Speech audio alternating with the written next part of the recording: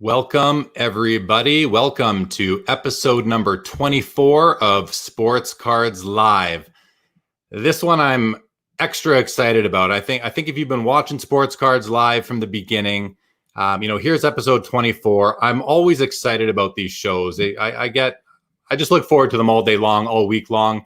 But this one's a little bit special for me because of who my guest is and his influence on me, really from the beginning of me doing this, and really from about almost 2 years ago now. So before we get to tonight's episode, I do want to just give thanks to the last couple of episodes that we had, the last couple of guests. Back on June 24th, episode number 22, I had Steve Grad, the lead authenticator for Beckett Authentication Services, and a veteran over 130 episodes of Pawn Stars. Steve was an awesome guest, so go check that one out. That lives on the YouTube channel, along with the whole library of episodes of Sports Cards Live.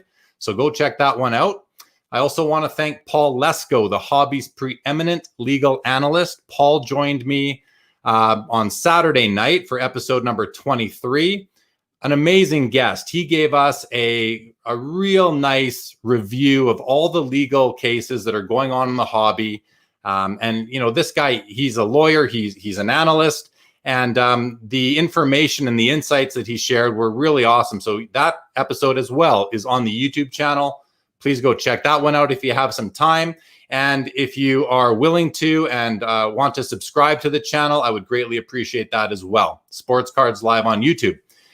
Again, before we get to tonight, I do want to also announce a few of the upcoming guests that we have coming. On Saturday, July 4th, my guest will be none other than he's kind of famous in Canada as far as collectors go. His name is Sean Chalk. Sean Chalk, he's really the world's foremost Wayne Gretzky collector. He's been in the media several times over the years. His collection is awe-inspiring. So be sure to check that out on Saturday, July the 4th. That'll be episode number 25. On July the 8th, episode 26, my guest will be one of the most passionate collectors you'll ever meet. His name is Adam. He goes by the Real 27 guy on Instagram. He's got a ton of followers. He does a ton of cool stuff on there. It's going to be a really chilled out sort of episode with myself, a passionate collector, Adam, another passionate collector. We're going to have a great conversation. Then on July the 11th, my guest will be, and Chris, you're going to want to hear this one. My guest will be a gentleman by the name of Chris Barr, who is the brand manager for basketball at Panini, someone I go way back with. And I am very excited to have Chris join. He's been with Panini for several years now. He's been working on the basketball product for a while. He's going to be my guest on July the 11th. And then on July the 15th, my guest will be Grant Sandground, who is the director of product development for Upper Deck. So I had Billy Celio on about a month ago. This is Billy's boss, Grant Sandground, pretty senior guy at Upper Deck, lots of experience, formerly worked with Beckett. So this guy is going to be an awesome guest, tons of insight, ton of really interesting information coming from Grant. So be sure to check that one out on July the 15th. I want to wish happy Canada Day. Today's July the 1st, Canada Day up here in Canada. For anyone who's in Canada watching, happy Canada Day to you and your families. I'll also let you guys know, I've upgraded my internet connection again. So hopefully there's no real technical difficulties here, and I don't get kicked out of the studio tonight, because that was terrible at the end of the episode with Steve Grad back on June 24th. Again, if you're new to the show, thank you for watching. Thank you for tuning in. Please subscribe to the channel on YouTube if you don't mind. And let's get on with things. So we have tonight Chris McGill. Chris is he's a co-host of the House of Jordans, one of my favorite, if not my favorite, YouTube channel and podcast. He's also co-founder of Card Ladder, which is a new valuation tool for these pieces of cardboard that we all love so much. So without any further ado, let's bring out Chris McGill. Chris McGill, welcome to episode 24 of Sports Cards Live. How are you doing this evening, my friend? Thank you, sir. I believe this is episode 23, part 2.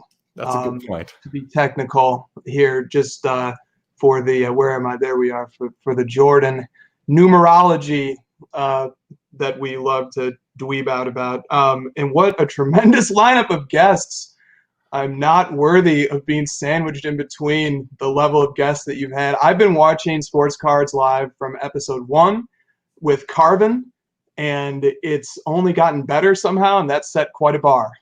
So thank you so much for having me, for giving me an opportunity to come on and talk to your audience. Well, thanks for joining me, Chris. I mean, it's you're not outside your class here. I mean, as I mentioned in the intro, I've been listening to your podcast. This goes back to well over a year ago. I would be going out for walks in the evening after the kids were in bed, and I was listening to House of Jordans on my AirPods, walking around, and it was fun. It was fun because those episodes are very long. Those episodes are longer than my show. So if anyone knows how long my shows go, Chris's old House of Jordans podcast, they would go up to 4 hours sometimes. So I'd get like a good week of entertainment out of each one, which was great. I didn't want it to end. That's how much I enjoyed it. So but not only that, you've then transitioned over to YouTube. You've got a collection of shows on YouTube with Project Card Ladder, which we're definitely going to get to. Before we move on though, Chris, we're already show. And great. I'm seeing that we're having trouble streaming to YouTube right now. So if you're watching on YouTube, I apologize for that. But on the Facebook side of things, we should be good.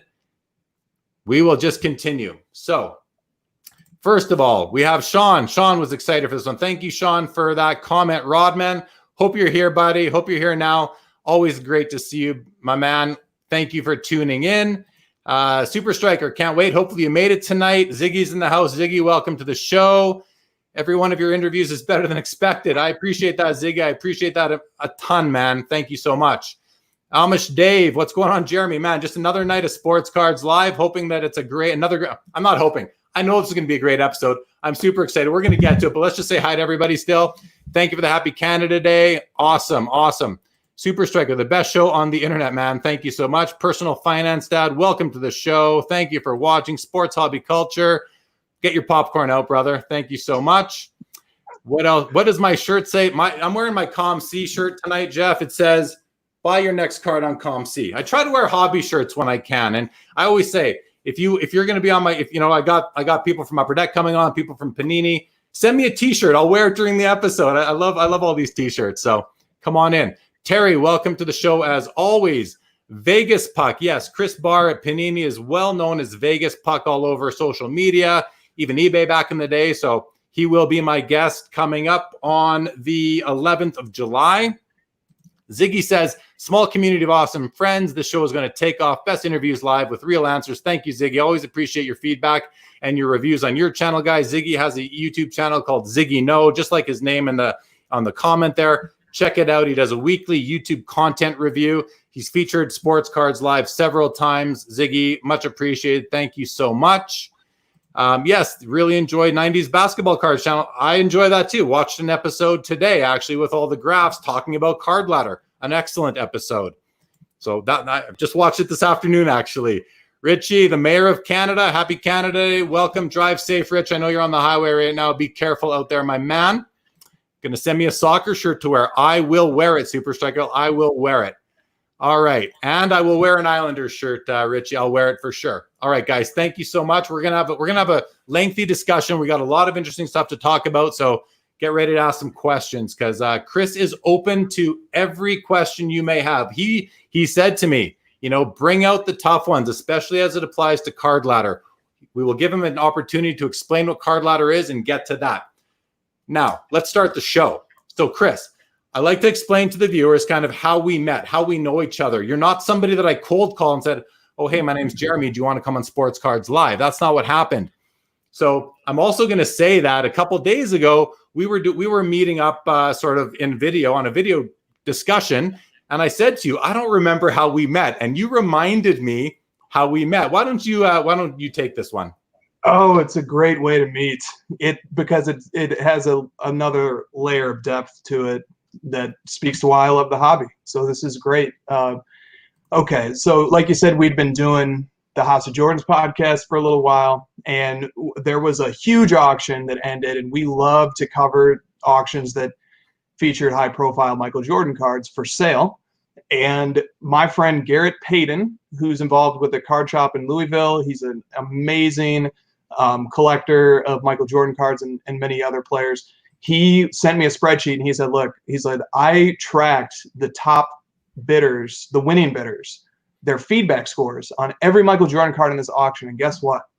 This particular feedback score won all of these big cards. And it was the Michael Jordan Platinum Portraits PSA 10, which was one that I was extremely jealous of, with lots of other cards too. So I said, this is great content for our show.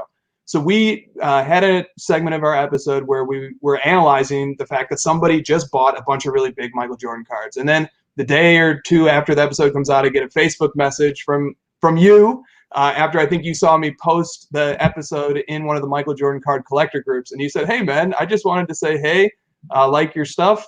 And guess what? I was the guy who won all those Michael Jordan cards that you were talking about.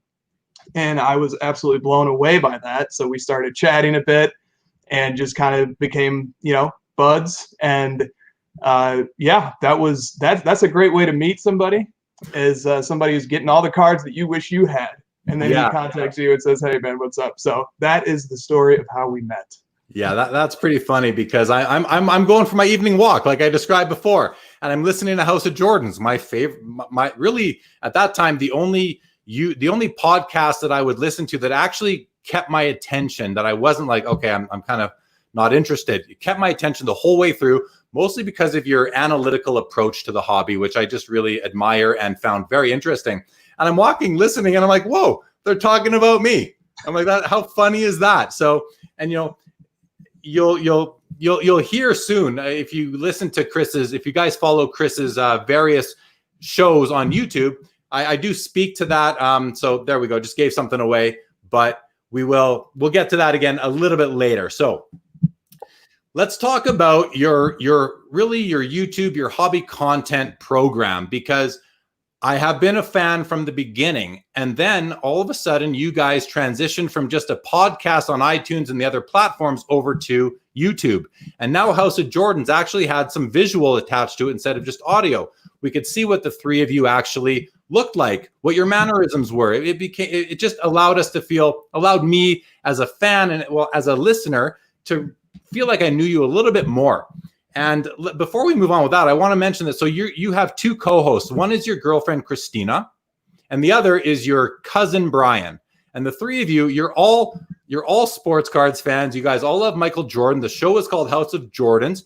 Can you explain to the viewers why it's called House of Jordans? Because this is something that I find very insightful and really just interesting. Yeah, let me... Okay, so why it's called House of Jordans is there's two levels to that. Number one, the most obvious level, it's because our collections are houses of Jordans, basically, and literally the image of our podcast is a very carefully constructed pyramid of cards that Christina built, layering the slabs on top of each other. It took a few hours. She did a great job with that. But then the deeper meaning is that we came to realize before we did our podcast that the Michael Jordan market is a pretty good barometer for how sports cards as a whole are doing as a market, as collectibles, as enthusiasm of hobbyists and collectors everywhere. They seem to give a pretty good insight into how the hobby's doing. And then secondarily, especially in basketball, but it's kind of made its way across all genres of sports cards, Michael Jordan is a measuring stick, and the performance of his most iconic cards in the market is really relevant to how other all-time greats cards are perceived. I constantly hear players being described as either over or undervalued relative to Michael Jordan. So in that sense, the sports card market kind of feels like it's sort of a house of Jordans, or perhaps more accurate, the Jordans are the foundation. In that sense, and also just Jordan cards, they seem to set the standard for up and coming players too. So when you're collecting a new player, or a player who's on the verge of breaking out, or a player who's ascending to all-time great status in basketball, Michael Jordan is a great measuring stick to say, if my guy can become if his legacy can become half of Michael Jordan's, if his legacy in the case of LeBron could match Michael Jordan's, if his legacy could exceed Michael Jordan's, here's the Michael Jordan card market. It's over 20 years since he last played his last game as a Bull. And here's how those Bulls cards, those playing years cards are performing. this is something that maybe I can reasonably expect my player to do 10, 20 years down the line. And collectors really think that way. We think about how our PC is going to look 10 years from now, 15 years, 20 years from now. And so looking at the Michael Jordan market can be very insightful if you're trying to get a rough estimate of maybe what your player's market might look like, or maybe the potential that your player's market might have. Yeah, what's awesome about that, or really for me what hits home, and there's a specific reason for it, when you mentioned that Michael Jordan cards are somewhat of a barometer for the hobby. So I've been setting up at the Expo in Toronto for 15 years and the National for 12 years, and there's this one gentleman who he sets up at the National and he walks the floor at the Expo. And I had a Jordan rookie in my showcase about, I don't know, 2 years ago. It was raw. Anyway, he bought it from me and we started talking, and we've rubbed shoulders before, but we started talking, and he said to me basically what you just said. He said, you know what? I judge how the hobby is doing based on what Michael Jordan rookies are selling for in PSA 10. If back then they were selling for about $20,000. He said, if it dips down to below 18,000, I think that the hobby is it's hurting a little bit, and I'm going to sell more of my inventory. If it's rising, I might hold off and keep it. He also, someone you don't even know, I don't even know his name, I just could recognize him, does the same thing. He uses Jordan cards, specifically the rookie, as a barometer for the health of the hobby overall. So you're not alone. He's not alone. And I'm guessing that to me is just a little bit of evidence that it's probably a reasonable approach. So really, really interesting stuff. A few more people have joined. Reckless in the house. Welcome to the show. That must be Abdul from the Currency Project. Welcome, Abdul. Frankie, welcome to the show. Christina, this is Chris's girlfriend, Christina from Christina's Corner in House of Jordans. Christina, happy to have you watching. Personal finance dad. Good points on Jordan setting all the standards, for sure. All right. So you guys have been doing your podcast, House of Jordan, for a couple years now, correct? Correct. Couple years. To be totally accurate, we started in December of 2018. So in hobby years, it feels like a decade. But in real years, that's about a year and a half.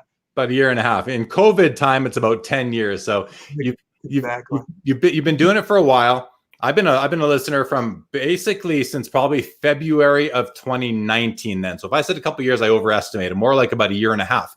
But what's cool is that you guys, in my estimation, actually from my perception, from my chair, you're the first YouTube show to have spin-off shows, which I thought was just so cool, because I mean, you laugh because I think I kind of coined the term for you way back in the day.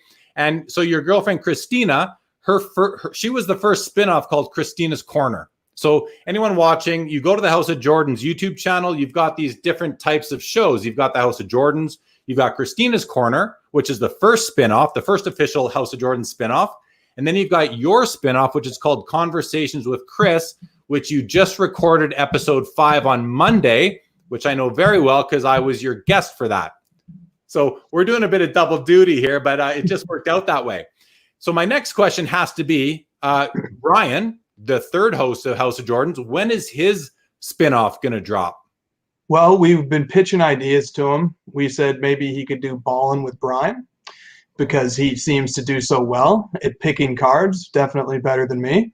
So maybe he could do something like that, or I don't know. We've definitely floated ideas to him, but Brian is an extremely analytical guy. He's a mechanical engineer by profession and by education, and I think he loves being able to sort of riff off of a topic. I've never had to do what he does. I'm the guy in House of Jordans who prepares an itinerary of topics. I sort of script out things and points that I'd like to make. But Brian doesn't even look at the itinerary. I mean, he might glance at it, but he comes, he shows up, he sits down, and I'll rattle off things that I thought about for hours, and he has takes ready to go that are better than mine that just comes him off the top of his head in the moment. So he just processes information extremely quickly. I think he that's his sweet spot. That's his lane that he does really well. And so and so to contrast against, Christina is extremely affable. And the thing that makes her such a great host of Christina's Corner is that she just is who she is. She's so authentic. There's no BS with her. She just cuts right to it. And a person like that's really easy and fun to talk to. And so, in our show, we kept trying to cram more and more content into a smaller and smaller time period, and it just wasn't working out. So she finally branched off on her own. She has some really great friends in the hobby, and so she's been bringing them onto her show and stuff. And it's been a lot of fun. So I'd love for Brian to bring out his show, but I don't know. That's his call. Well, in due course, in due course. So speaking of Christina and Christina's Corner, one of the things that I've watched several of her episodes, and the one I actually watched this afternoon was her episode with Sophia Chang, who's one of the artists from the Topps Project 2020 program and project. So if you don't know, Topps Project 2020, 20 artists, 20 iconic cards, a 400 card set being released 2 cards per day over the course of the year. And so these artists are all really quite interesting people. They seem pretty young. And so she's had several of them on already. And Sophia Chang, who's actually one of my favorites in the project, was on the episode that dropped, I think, last night or today. And that was a great episode just to see these people. They're just normal people doing their thing. What was cool about Sophia is that she didn't even know who any of the players were, really. She kind of went in and everyone was on a level playing field for her. So that was really interesting. Let's just go to a few comments here. Ziggy wants to say, absolutely relate to the point about Jordan setting the bar. Everyone wants to think they have the next Jordan, Brady, or Trout, or now they compare it to LeBron, Mahomes, the next baseball Trout, Soto, Acuna. Yeah, fair points, fair points. Christina, House of Jordan's podcast. Hello, great interviews. Well, there you go, Christina. Shout out coming from Ziggy, who's the hobby content reviewer on YouTube. She says, always watching Jeremy, usually from Chris's computer while we're working on Card Ladder. I know Card Ladder has been keeping you all busy lately, so we will be getting to what that is for everybody. You definitely want to stick around for that, guys. It's pretty awesome. Yes, Christina, you were the original spinoff from House of Jordan, which 90s Baseball Card says the OG hobby spinoff show. Yes. Some hellos going back and forth. Jason, welcome to the show. Listening while driving home from Three Hills, radio style. Thanks for keeping me awake. Jay, drive safe, my man. Happy Canada Day. We'll see you soon, hopefully. Ernie says, can you talk about getting cards graded, mailing them also? Ernie, we may get to that a little bit later. Please stick around. We bought 2, the Norman Lear of podcast spinoffs. No doubt. A lot of hellos to Christina. Popular lady. She says hello to Abdul. Abdul is one of the, I believe, 2 partners in a project called the Currency Project. If you're watching, if you're on Instagram, they go by The Currency Project. Check these guys out. They take cards and they make them interesting. So really check those guys out. All right. I think we've covered off what you guys have been up to for the past little while in terms of your hobby content, House of Jordans, Christina's Corner, conversations with Chris, of which I will be your guest on episode number 5, which drops when? Tomorrow. With the great guest. I advise people to listen to this because, like I was telling you, I do wish I heard more from you on the Sports Cards Live, but you have so many great guests. I get it. But we get to hear a little more from you on Conversations with Chris, episode 5. And that will be my teaser for why people should come listen to that, because you've got some stories to tell, and it was an absolute treat having you on.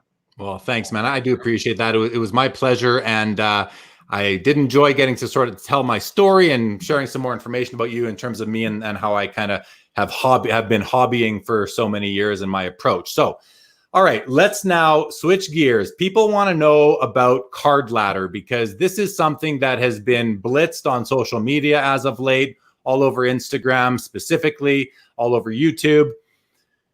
Let's talk about it. So why don't you explain what is Card Ladder? What are even before you explain what it is, what was the origin? What caused you to create this new tool? And then please describe what it is.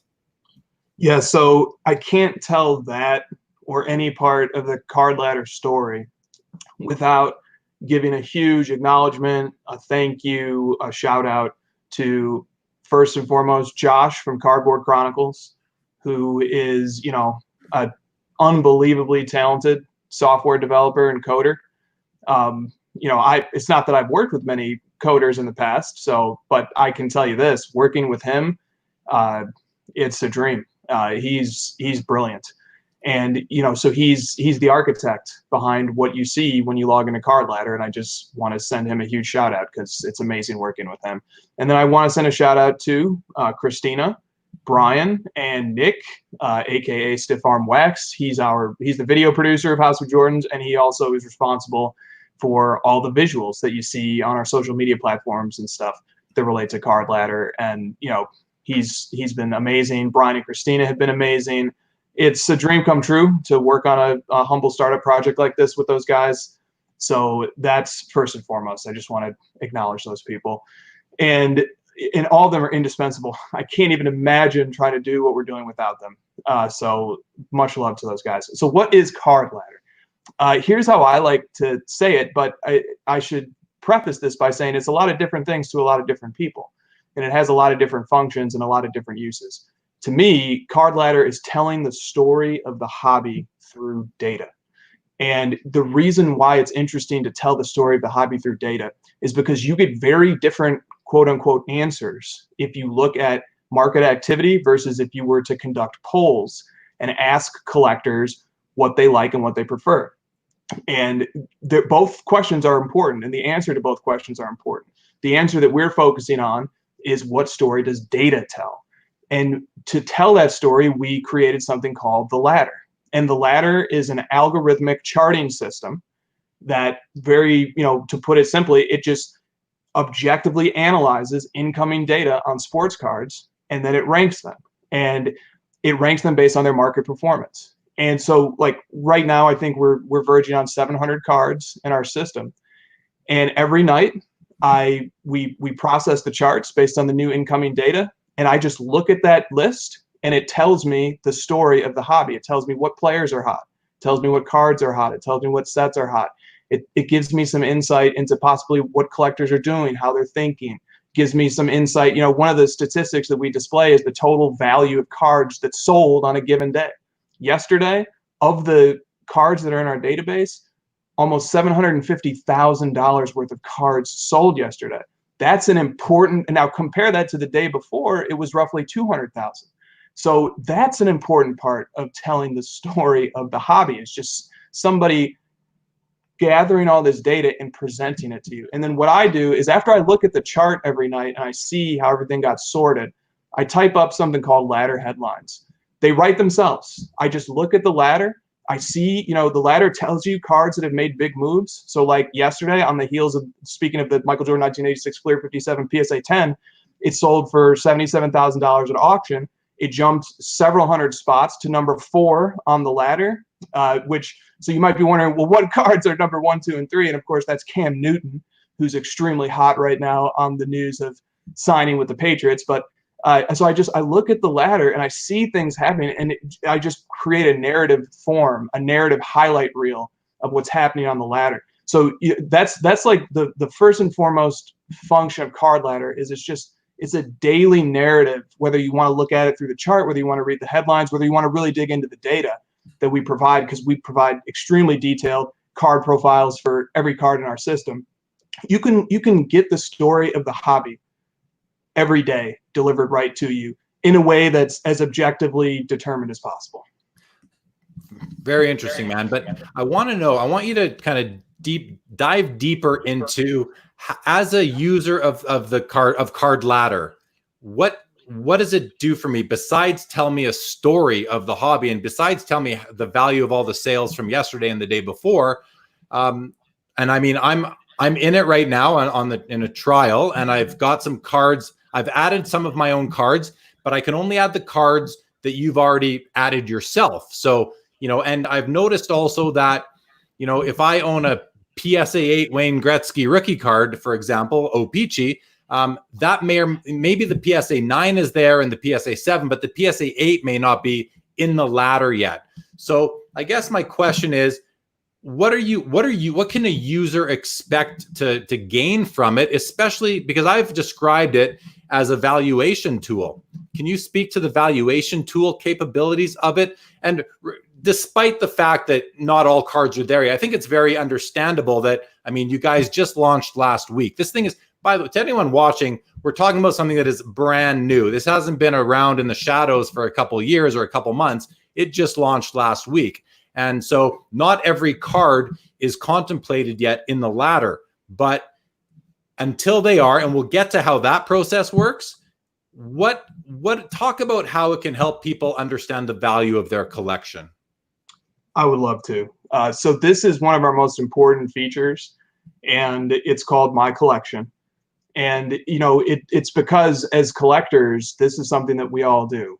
We, or not all of us, but many of us, we have spreadsheets, or we just have mental notes, but we know what's in our PCs, and we like to track it. And I have maxed out my eBay saved searches long ago, and even though I'm not looking to buy doubles of any of these cards, I search them all the time because they're in my PC and I want to see what they're worth. So that is like something that I thought that we could give to collectors, is a vetted data set that reflects accurately the value of cards. But that's a much bigger project than the little soundbite that I just gave you, because for one, a lot of cards don't sell regularly. And number two, even for cards that do sell semi-regularly, the values of those cards can fluctuate all the time. So we developed, and we'll get into this, I'm just going to tease it right now. I don't want to go totally into that rabbit hole unless you want me to, but we developed a predictive algorithm that allows for something called historically correlated multipliers to predict the value of cards by taking cards that sell regularly and using them as proxies for growth of the card that we'd like to price. So we have that functionality and we apply it to cards that are in our system. But let's take your Wayne Gretzky card, for example. We don't have, I think, the PSA 8, right? That card's not in the system yet, and you have it in your PC, and you'd like to see the value of it. We give you, through our software, the tool to automatically generate a historically correlated multiplier that then becomes a member-generated prediction that only you can see, that prices the value of your Gretzky PSA 8 for you while you wait for us to bring it into the system. Now, the beauty of this is that you, as the collector, probably know more than the specific cards in your system than we do about them. I mean, we know them and we research them, but you know more about it. So you can say, okay, I see they have the PSA 7 Gretzky. I have the PSA 8. We let you type in the date and the price you paid for your card, and our software automatically spits out for you. Let's say you designated the PSA 7 as that's going to be your baseline card. It will find the most temporally proximate sale to when you bought your card. It will generate a multiplier for you. It'll say, okay, at that point in time, the PSA 8 was 1.2x the PSA 7, and then it will generate a predicted value for you. And if you don't think it's accurate, you can override it by inputting your own multiplier. Then once you do that, even, we will get the PSA 8 Gretzky in, but until we do get it in, now that multiplier runs every day. And every time a PSA 7 Gretzky sells, the value of your card will update as well. So that's how, yeah. I just want to make one thing clear there. So if I input some data to generate a user-generated multiplier and value for the PSA 8, only I see that, because I can also override it with a value that I like better for whatever reason. I just want to make it clear that that does not become published publicly for everybody to see. I just want to make that clear. So I can't skew the data for the whole audience in that fashion. Correct. That's exactly why we set it up that way. We wanted to give users the power, and we know users just want to track the value of their own collection. Now, users can submit, and you're exactly right. Only the user can see the user-generated predictive value, and it is displayed as, quote, the user-generated predictive value from within your PC, because we are aware and we don't want people taking screenshots of that and representing it as if it was a card ladder valuation. Not to say that users can't generate accurate predictive values. I've seen users do it. I saw Frankie 3500 generate an accurate predictive value of the Michael Jordan 1985 Prism Jewel BGS 8.5 card that just sold the other night. So users can do it, and they can do it very successfully, but we're extremely cautious before we generate a predictive value for any card that, that we look at it, that it makes sense to us, that we're willing to, have enough confidence in it to publish it to the card ladder database. Yeah. Okay. Let me just stop there. Sure thing. So right now, how many cards are in the ladder? And let me ask, it's called card ladder. Can we refer to it in shorthand as the ladder? We could refer to it as the ladder, although that might, but there's actually 5 ladders. But let's just call it the ladder, and users can get in, because we have all different types of sorting tools for the ladder. We have a 14-day trending chart, we have a 90-day trending chart, and those produce very different results. Yes, we can call it the ladder. Okay. And how many cards are in the database right now? So right now, I believe we either just hit 700 or we're close to eclipsing 700, and we're adding anywhere from 20, 30, 40 cards a day. And I might be preempting a question, but I do want to get this in. Users can submit, on the one hand, requests for cards that they'd like to see added, and we do add them. But we only have so many researchers. Card profiles have to be carefully constructed. We construct the all-time sales histories for cards, so it takes time, but we do add user requests. Users can also build card profiles for themselves in their collection, and then they can submit the card profile to us, which can help us expedite the process if the user does a good job.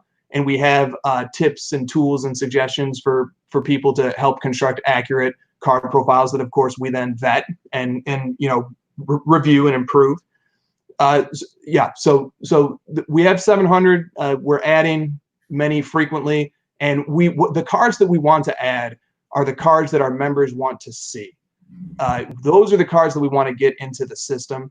We want our members to be extremely happy, and we want to be able to provide value tracking of the cards that our members have. And on the other hand, we want to have cards too that help us tell the story of the hobby. We want important, iconic, high-profile cards. Like, for example, one user just reached out, and we added the Devin Booker Prism Silver rookie card PSA 10. And he said, "Thank you guys for adding this card. I don't have this card, but I do have the Devin Booker Select Silver rookie. I generated my own multiplier on that card of 0.4x. And guess what? When the Prism Silver PSA 10 went up in value, my user-generated predicted value brought up the value of my Select Silver. I logged into my collection, because in your My Collection tool, you have a graph, and it tracks the value of your collection over time. He logged in, he saw the graph move up, he was happy, and he said, guess what? Now I'm looking for select cards of Devin Booker that might be underpriced right now from his perspective of how that market works. Very cool. So I want to just add, for everybody watching, we're talking about this thing, and if you don't know what it is, you haven't seen it, it's understandable. We're speaking in words, but I do want to mention that there's a lot of it's pleasant on the eyes. It's a nice looking site. The graphics are really nice. Well done to yourself, to Josh, to the whole team for really thinking through how this thing was going to look from a user standpoint. So it's really nice. I also want to point out, I'm going to put this comment up right now. Carlos, nicely done. The cross promotion is real. Yeah, we're just a couple of guys talking hobby. We're going to do it again tomorrow on his show. But I want to mention that if you guys check out Carlos's channel on YouTube, it's called Because I'm Carlos, just like you see right there. Carlos, a couple days ago, dropped a video basically reviewing Card Ladder with Card Ladder on the screen pretty much the whole time. So if you want to check out Carlos's video, you guys should do that, because he will give you, it'll be a nice supplement to this discussion where we're meeting with the co-creator and inspiration behind this project. Go watch Carlos's video. He did a really nice job going through the card ladder itself. Let me just say one thing to Carlos. Thank you so much for taking the time to look at Card Ladder, and search Greg Jeffries PSA 10 in Card Ladder when you get a chance. I watched his episode and I saw him comment that it was added, all that very, very cool stuff. We're separated by miles and distance and social distancing, yet we're all so connected.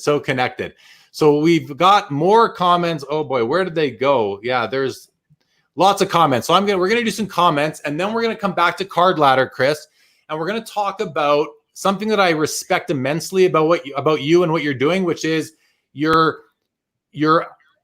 basically your attention to and your sensitivity to the fact that we all have bias within us, and transparency. So something that I think is really cool is that these guys aren't creating a tool for their own benefit other than perhaps building a business. They're not trying to skew the market or manipulate or anything. So they've built in a way to fight bias in their own heads, and also to be transparent in what they're doing. So we're going to come back to that. But first, Ziggy's going to check that out. Awesome. Christina says, definitely check it out. I've gotten the sneak peek. It was by far my favorite thus far. I think they're talking about the video that Carlos did. Ziggy says, what's up? Great night. Yeah. Hey, guys, welcome to a great night on Sports Cards Live with Chris McGill of House of Jordans and Card Ladder. Really something I've been looking forward to since the day I launched this show, to be honest. Jason says, Twoog here. Christina and Chris, please don't buy the Luca Color Blast before me. There you go. You've been warned. Card Insights. Card Ladder is amazing. There you go. A vote for Card Ladder. Carlos says, grab my drink to sit down and check this out. Wouldn't miss it. Thank you guys for joining as always. It's all fair in love and Luca. No doubt, says Christina. Shout out for Josh. Awesome. Josh, if you're watching, a shout out. Thank you for what you're doing. I've been a big fan of Cardboard Chronicles from the beginning. Let's shout out that too. You sort of did already, Chris, but Cardboard Chronicles and House of Jordans were really, after I found House of Jordans, I found Cardboard Chronicles. I think it was in that order.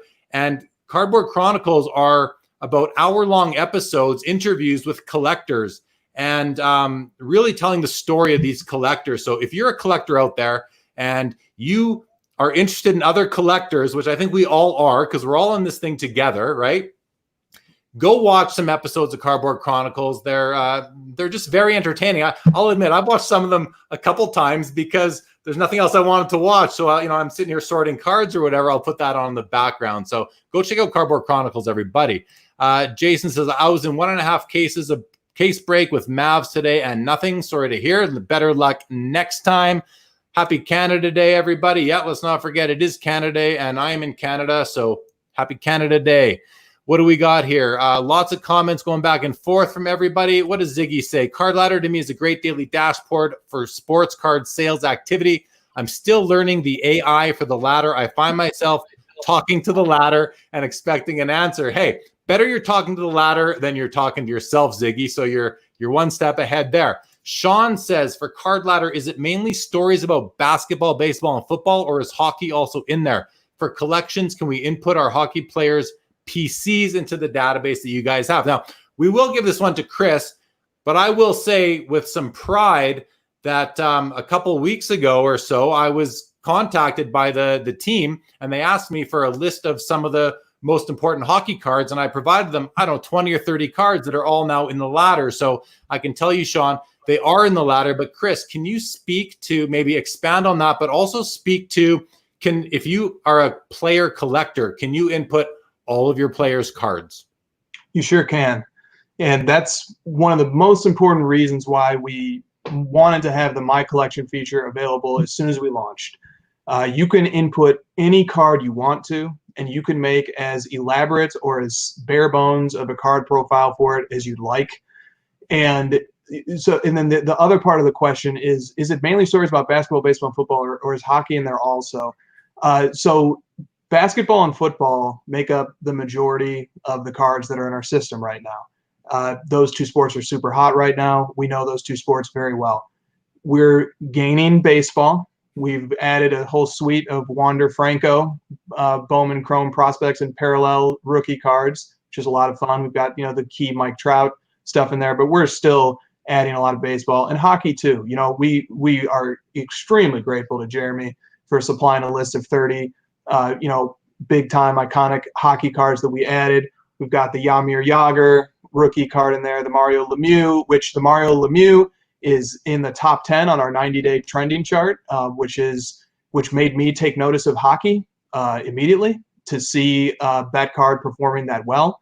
So lots of interesting things to be learned from the hockey market.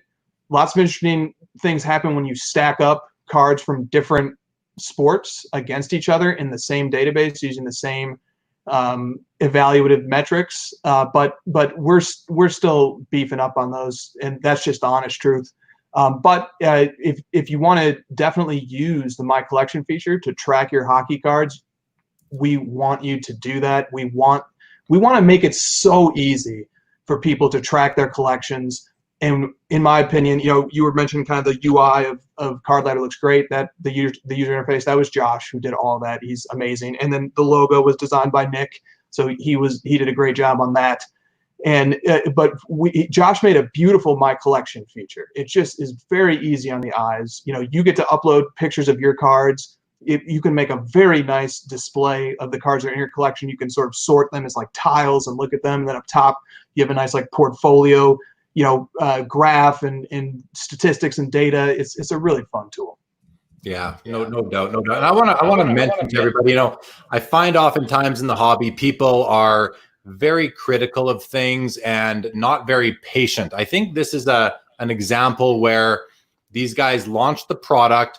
There were, a certain amount of cards already input into the ladder, ready for you to add to your collection. I'm not speaking about adding your own cards. I'm talking about the ones that they preemptively put in there.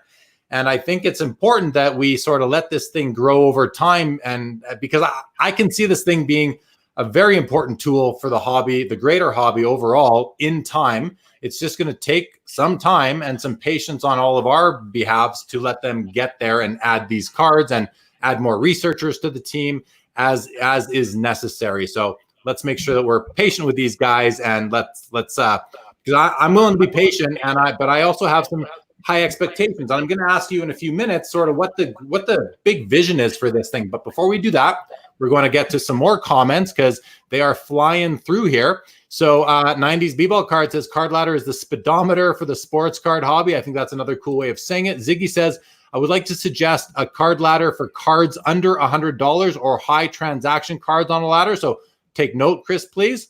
Card Ladder needs to show some optic basketball love. Sorry, says Card Insider. And Jason says they're working on it. So some insight there. Again, patience, right? The stuff is definitely going to come. These guys want as many cards in there as we all do. Correct, Chris? 100%. I can't. Let me tell you, man, my favorite moment of the day is when I receive, maybe it's a couple days ago. I mean, man, we have thousands of requests for cards to be added. But my favorite moment of the day is when I add somebody's card, I send them a message or I send them an email, and they're ecstatic because they know that someone took the time to carefully construct an accurate history of the card's market data, but the card profile doesn't end there. The card profile, if the card, we feel like we can generate a predictive value for it, we do that. We provide links to external sources that provides information on the set. If the card has been in the news, we provide links to stuff like that. Or if the set has been in the news, or if the card is part of a popular product that has a lot of breaks on YouTube, we'll put a little link to the breaks so you can go look at the product being opened. And then we have, if a card has an interesting sales history, we put notes there. We put little insights in there. Some card profiles are extremely robust. I wrote about 5 or 6 paragraphs about the 2003 Topps Chrome LeBron. And other cards are much more bare bones. And users are always welcome to submit any information they want. There's an easily accessible link at the bottom of every card profile. We love in a Wikipedia style, as long as you can cite your sources. Like Frankie 3500 built some brilliant card profiles for us. Cite your sources, send us information. We will embellish the card's profile with relevant information. And just to mention, Frankie 3500 is an Instagram user, a hobby friend of yours, someone that I'm following and follows me on Instagram. A great account to follow on Instagram, Frankie 3500. All right, Frank, is this? I have to ask: is this Frankie 3500 or is this? It is. Yes, it is. It is. I thought so. Okay, so there he is, right there, adding. And he's done his share of adding cards. So there you go, Frankie. Welcome to the show as always, a regular watcher. Thank you so much. 90s B-Ball cards, all good things come in time. They started with 2 pennies. Now they have 4 or 5. I'm surprised there aren't more because I believe that's who Josh is a big fan of, along with LeBron. Ziggy says, do you expect users of the card ladder to make money using the prediction scoring? There's a good question. That's an excellent question. Go ahead. No, I was just going to say, I mean, it's hard to say that, and I don't mean to answer your question, Chris. I'm just kind of throwing my spin on my thoughts because just because you're putting a predictive tool out there doesn't necessarily mean that you're guaranteeing anything. It's purely a prediction. You must have sort of the qualifiers saying that, we are not saying you're going to buy this card for cheaper and sell it for that if you have it. But have you guys contemplated this? Yeah, so the point of predictive pricing, and it's an excellent question, the point of predictive pricing is to reflect accurately to the extent that that's possible. And I have a 30-minute video on the Card Ladder YouTube page explaining all of the methodological pitfalls of predictive pricing, because there are many. But the point of predictive pricing is to try to reflect to the extent possible the market value of a card. So if you're able to, and to that point, there's no mystery here. We're simply using historically correlated multipliers to generate predicted values. You can scroll down a card's profile, any card that has a predictive value. We tell you all the information you need about every historically correlated multiplier we identified. We show you the math that we use. We tell you what the multipliers are. So you can inspect this information for yourself. What we're trying to do is capture hobby wisdom with this. And one of the great pieces of hobby wisdom, we're not reinventing the wheel here. A great example is the 2003 LeBron, the base PSA 10 and the refractor PSA 10. Historically, for over the last 2 years, it's been a 5x multiplier. It's just consistently been that. We're able to consistently generate relatively accurate, 90% plus accuracy predictions, many times more accurate than the most recent comp at predicting the next sale of the card, because this is how, on a certain level, the hobby works intuitively. Is there's just a 5x multiplier there. It's just kind of always been there. But we're always checking to make sure the multiplier is more accurate. Okay, so I say that to say that ideally, no, you shouldn't be making money on predictive value in the sense that that should be the market value of the card. We're trying to tell you what the market value of the card is. But could somebody equip themselves with information based on, they look at our math, they say, okay, I see how they generated this predictive value using their own judgment, their own wisdom, their own hobby experience, using the predictive values as a tool in their tool belt. Could they look at that and say, okay, this seems reasonable to me. And guess what? I know somebody who's underpricing this card right now because the last comp is 3 months ago. Could that be a tool for a collector to get a bargain on a card that its market is likely gone up, but that the most recent comp doesn't indicate it yet because the card just hasn't sold? You could absolutely use the tool effectively in that manner. But the purpose of the tool is to try and make as accurate of statements as possible about the value of cards that have not recorded sales recently enough to reflect where the market for that card currently is. The tool was born out of being able to equip our users with the ability to generate accurate values of the cards in their collection. And then it just so happened to become a tool that once you applied it to other cards, suddenly it became readily apparent that lots of cards' most recent comp is not reflecting where the market on that card is. And to that end, we generated a ladder that we call the undervalued ladder, and it's also an overvalued ladder. But at the top of this ladder are all the cards that the ladder's predicted value is indicating is higher than the last comp. And they're sorted by the biggest discrepancy to the lowest. And then when you go to the bottom of that ladder, you'll see the cards the card ladder is saying are overvalued. That for whatever reason, those cards are selling currently for higher, or the most recent comp is higher than what the predictive value indicates the card should be worth. Okay, so great explanation. And something I want to point out to everybody is that, I really recommend you go check out some of the House of Jordan's episodes and some of the House of Jordan's podcasts and some of the YouTube videos, because you hear him talking, but if you haven't heard his show before, you don't really appreciate just how analytical and data driven Chris and that team, how much they are data driven like that.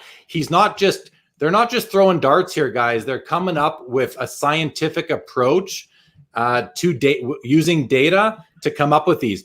The biggest benefit I see for the predicted value, Chris, is, and it happens all the time, I've got a card that's in a grade that I can't see any completed listings on eBay. Maybe the most recent on the PSA complete auction prices is from 2017 or 2007. Doesn't matter when. It's not current. We all know that cards have all gone up in the last few months and couple of years. But if the most recent comp you can find is from 2015, and someone's going to use that to say, hey, I'd like to buy your card, but look at vintage card prices. It says it's worth X, and you're asking X times 2. How can you do that? Well, I think having the card ladder, then the predictive tool at your disposal as sort of a mediator in a way, and say, well, look, I'm not pricing it based on card ladder. Maybe I am, maybe I'm not, but I'm pricing it based on what I want for this card, what I think it's worth, because there are no comps. And as a seller, I'm not willing to rely on a comp that's out of date. I'd be kind of silly to do that. I don't want to leave money on the table if I don't have to. So I can see the predictive values being very beneficial to that kind of situation where you're live at a card show and you're trying to sell a card and the guy's arguing with you about price. So yeah, if you don't want to tell him to take a hike and you want to get a deal done, you might want to find that happy medium. The other thing I want to mention, because it involves something you've actually linked to one of my videos. So you mentioned that you can link various information sources to the card profiles. And when you told me the other day, and I was super flattered by this, that my first episode with a guest with Carvin Chung, who architected Exquisite and the cup. You've actually linked that video to one of the cards on the card ladder. Which for curiosity, which card was it linked to again? To all of the Exquisite RPAs that we currently have in the ladder. Or it should be all of them, or at least most of them, and soon to be all of them. We linked that episode because what is more interesting than if you're studying, I don't know, the Chris Paul Exquisite RPA, to scroll down the profile and see a link to a Sports Cards Live episode that's a 2-hour or however long that discussion was with the guy who designed the card. Yeah, man, I think it's pretty awesome. Cool. Yeah, that's really cool, and thanks for feeling that that my video and really my guest Carvin was obviously worthy, but I thought that was so cool. All right, let's keep rolling through some more questions here. Ziggy wants to know, is Card Ladder more for collectors or investors? Oh, that's a great question. First of all, it's a false dichotomy, my friend. Agreed. Because people who are collectors have a reasonable interest in the value of their collections, and the lens of investing can be applicable even when you're thinking strictly through a collector lens. Okay, that's a lot of words. Let me try to put it slightly differently. Financial performance of cards is relevant. It's relevant from a pure dollars and cents perspective, but it also helps us tell the story of the hobby. Which cards are being bought and sold for at high volumes, at high prices, at lower prices, which direction cards are trending, tells us a lot about what people are thinking and what collectors are thinking, because when it comes down to it, people ultimately put their money where their mouth is. And despite what they say, we can look at what they actually do on the marketplace and how they transact. There are ways to use Card Ladder as an investor to spot trends in the market. One of the most clever ways to use Card Ladder is to use our player ladder, where we take the one iconic card from every player in our database. We just take their one iconic rookie card and we just rank those in terms of market performance. And if you spot a player who just shot up that ladder, you might go search out that player's cards in more peripheral sets. That's an interesting way to find value plays. Lots of other ways to find value plays too. Look at players, start using, Card Ladder can let very creative-minded and intelligent people do the hobby on an even more sophisticated level. So like, we recently started adding Karl Anthony Towns cards to Card Ladder, and my jaw hit the floor when I saw that his Prism PSA 10 base card, which has much fewer copies in total circulation than, for example, the Tyler Hero 2019-20 Prism base PSA 10, they were selling for the same price. Karl Anthony Towns, albeit he's a big man, and big men traditionally don't get hobby love, but I think the traditions of the hobby are being remade as new people come in. But Karl Anthony Towns is a perennial All-NBA talent as long as he's healthy. They've got D'Angelo Russell now in Minnesota.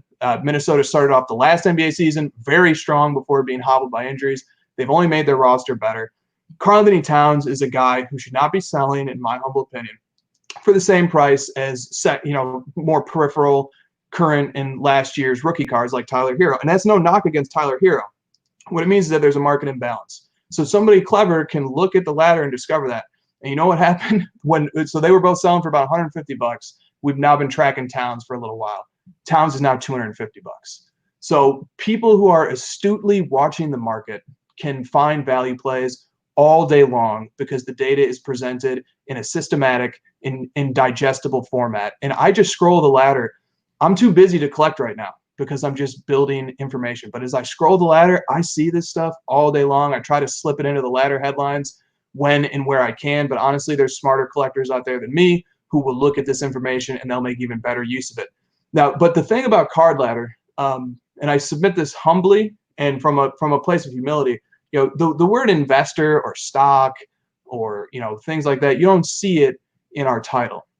Because while we respect the investor community and the platform, the origin of this hobby, the core of this hobby and its sustenance is in collecting. These cards have to be collectible, and they have to and their inherent value has to be respected.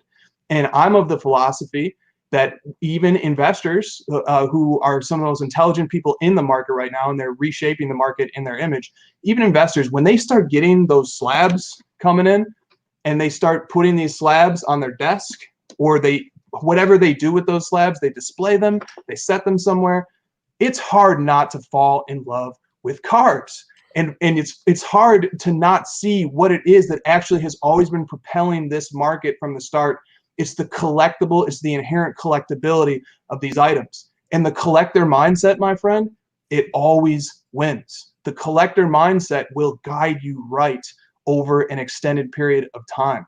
The investor mindset brings a lot of great analytical tools to the table. But if you marry it with the collector mindset, if you can become a collector in your mind and in your heart, and you can appreciate what it is that drives this hobby, which is collecting, in my estimation, that is the recipe to build the best collection, to have the most financial prosperity, and to be the most successful. That's the philosophy that Card Ladder was predicted under. That's why it's called Card Ladder. It's about cards at the end of the day. Yeah, I agree. We have a lot of investors coming into the hobby nowadays, and I got to think some of them are going to be collectors as well. They're not just going to be flipping cards, not caring what they're flipping, but there are lots that are just going to do that. I think on the other side of the spectrum, though, collectors, whether you like it or not, are investing, because anytime you spend an amount of money that is somewhat meaningful, you're parking that money into this object that is now that has value. So whether you like it or not, collector out there, you are also investing. There's just really no way around it unless there's the value of the cards. If you're a billionaire and you're buying cards for $1 and $2, okay, fair enough. You're not investing. But if you're somebody making $50,000 a year and you're buying cards for $1,000 and up for your collection, trust me, you are now an investor, whether you like it or not. Okay, Card Insight says, it's fun adding cards to Card Ladder and great to see it grow. I'm loving the feed right now. I just show that because I want to point out, and I haven't added cards, but some of these comments are making me think this is something I'm going to enjoy doing. So that's really cool. Austin has a pretty important question here, Chris. He wants to know, is it free to set up an account on the ladder? So we got overwhelmed with interest in Card Ladder. And that because what we did was 2 weeks before June 23rd, we put out a mailing list, an opportunity to sign up for a mailing list. And we got lots of people on the mailing list. And we understood quickly that what was going to be very important to our members was seeing their cards in the database. So at that point, we decided to roll out invites in waves. And we did a first wave, which was released on June 23rd. And we were very grateful to have a lot of people become members. But what we did was we made a 7-day trial, a 7-day free trial available. So we are allowing a 7-day free trial to people who are invited to Card Ladder, and we want you to come check it out. And if that comes down to about 50 cents a day.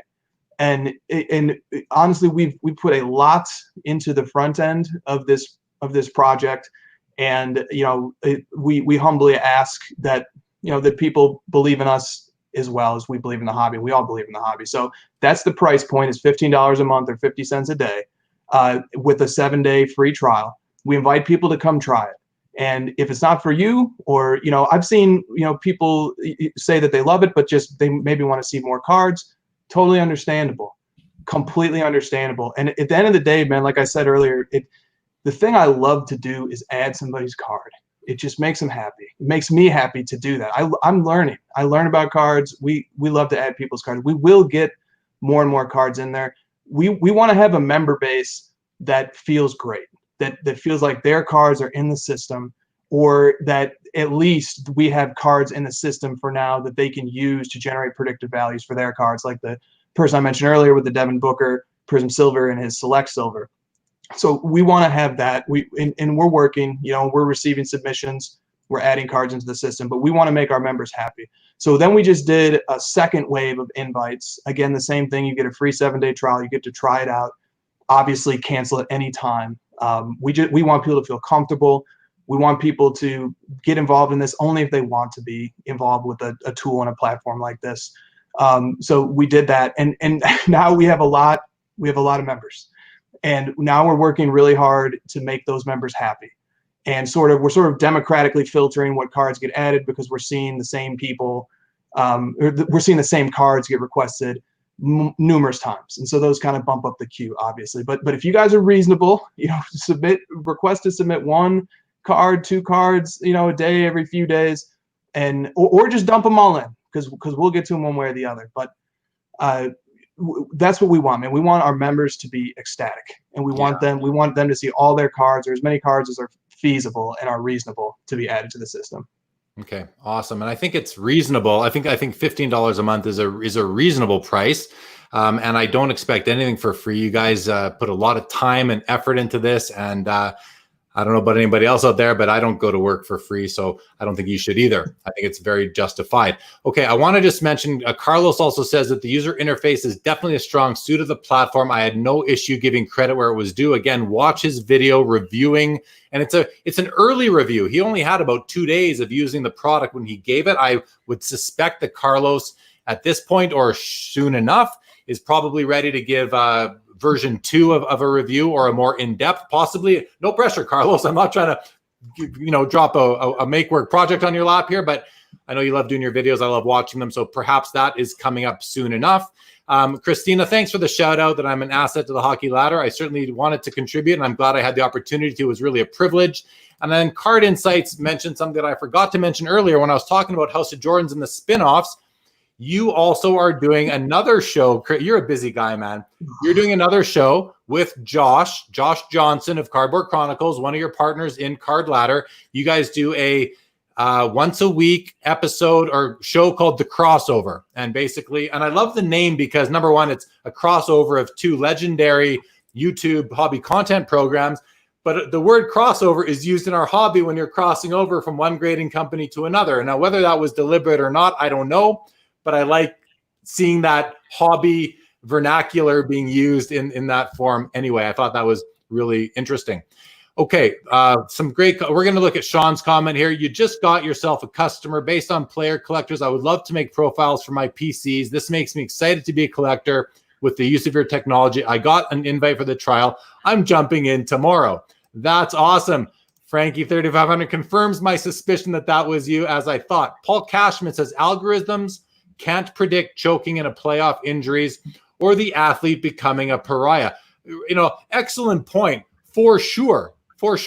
But it's also, I think you got to do something, right? And you can't predict every eventual outcome in the world. Chris, you want to say something on that? Yeah, well, he's 100% right. I'm an algorithm skeptic as well when it comes to many different facets of life. When it comes to prediction of human behavior in general, it's been one of the great enterprises and projects, and ultimately failures of the social sciences in general, to predict human behavior, because it just remains to be unpredictable. And human behavior is definitely on full display when it comes to bidding on cards and trying to figure out what cards are worth and what they're going to sell for. I completely agree with that. But let me say this. The way that it works, the way that our predictive algorithm works matters to answer this question, because what we do is we choose a comp card to use as a proxy for the market growth of the card that we're trying to price. And so I'll give an example of something that of a sale that happened yesterday. So the Kawhi Leonard Prism-based PSA 10 is up substantially over the last 2 months. Even over the last month. We use his Prism-based PSA 10 as a barometer for the market growth of its most coveted parallel, which is the silver Prism PSA 10. Now, the last time the silver Prism PSA 10 sold was in late May, and since late May, the value of the Prism-based PSA 10 had gone up. We used the growth of the Prism-based PSA 10 to predict the growth of the silver-based PSA 10. So the accuracy, we were 89% accurate in that prediction. I believe our prediction was roughly $22,000. It ended at 20, and the previous comp was $16,100. So it was not a perfect prediction. It wasn't anywhere close to a perfect prediction. But if you kind of look at the nuts and bolts of how it works, The prediction isn't anything fancy. It's not anything that anybody can't just do in their head. People, when they're trying to figure out what something should sell for, collectors are already performing these sorts of calculations in their head intuitively, instinctively. We're just trying to make it a little bit easier for you to do that. And we're trying to make it a little more accurate because, like, for example, a card like that has like 3 or 4 historically correlated multipliers that are averaged. What that means is we look at dates on which the silver and the base sold on the same day. We figure out what the multiplier was. Okay, it was 3.2x. Then when we pick out like 3 or 4 of those and we average them to get a multiplier that we apply. And so it's a prediction in the sense that the price hasn't been realized yet, but what it's doing is it's just using another card as reliable of an indicator as we can have of what direction a very directly related card like the Prism Silver is going in. So there's no magic to it. It's just using collector intuition, but fleshing it out a little bit. And I think over time, you're going to see just how accurate your predictive tool algorithm is. And over time, you're going to build up a data set of how close you came, and thereby maybe even what your standard deviation is for your predictive tool. So you may be able to say as a user, they're predicting it to be the value at $2,000 plus or minus a standard deviation, whatever that will calculate out to be. I'm sure you guys have thought of that, something similar to it. So I think that's definitely a good direction to go in. I'd like to see that myself. Jake at 90s B-Ball Cards says Frankie 3500 was a guest of his if you want to get to know the legend a bit better. So again, 90s B-Ball Cards is a YouTube channel. It's actually on the homepage of Sports Cards Live channel under my favorite YouTube channels list. So definitely check out Jake's show as well. Really interesting stuff. Frankie says it's great to be there. That's awesome. And Christina says, we are nerds. It's the truth. Being a nerd is cool. Now, I just want to mention my buddy Amit, who was my guest on our virtual expo preview and recap. He kind of coined the term cardboard nerds a long time ago. We are all cardboard nerds, and I think we should be definitely proud of that for sure. Okay, there's still some comments here. I'm going to get to one from my buddy, the mayor of Canada here, Rich Barone. Richie, I know you're driving on Long Island right now. I don't know how you got a question typed up, or maybe you dictated it, but in any event, drive safe, my man. He asks, do you think Jordan is the way to monitor the basketball hobby, whereas 52 Mantle in baseball, Gretzky rookies in hockey? Let me take that one, Chris, if you don't mind. And I would say, Rich, I think that all three of them are various ways to gauge the hobby, but they're going to gauge different subsects of the hobby, different segments of the hobby, right? I think Jordan is your number one barometer for the hobby overall, but I think the Gretzky rookie is certainly the barometer for hockey, along with the Crosby Young Guns, maybe even the McDavid Young Guns. Not exactly sure I'm married to that statement, but I can see that. And the 52 Mantle, I don't know. It's such a big card. It's almost taken on a life of itself, and it's not as high volume as the cards we already discussed. In any event, great question, and thanks for that, Richie. Amit, who I just mentioned, is late, but you tuned in. Hey, better late than never, Amit. Thank you for coming. Ground Zero says, why is it designed only for the top modern cards? Very limited database.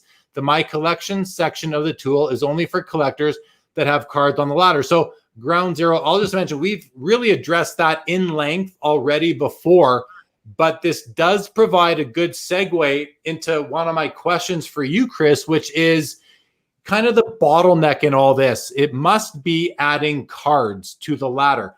You guys have been overwhelmed with interest since launching on June 23rd. What are your plans to scale this project into the future? Yeah, great question. Great question. And let me address Ground Zero just briefly too. We've been adding important vintage cards rapidly lately. So, but yeah, we have a lot of work to do, 100%. And, can't wait to do it.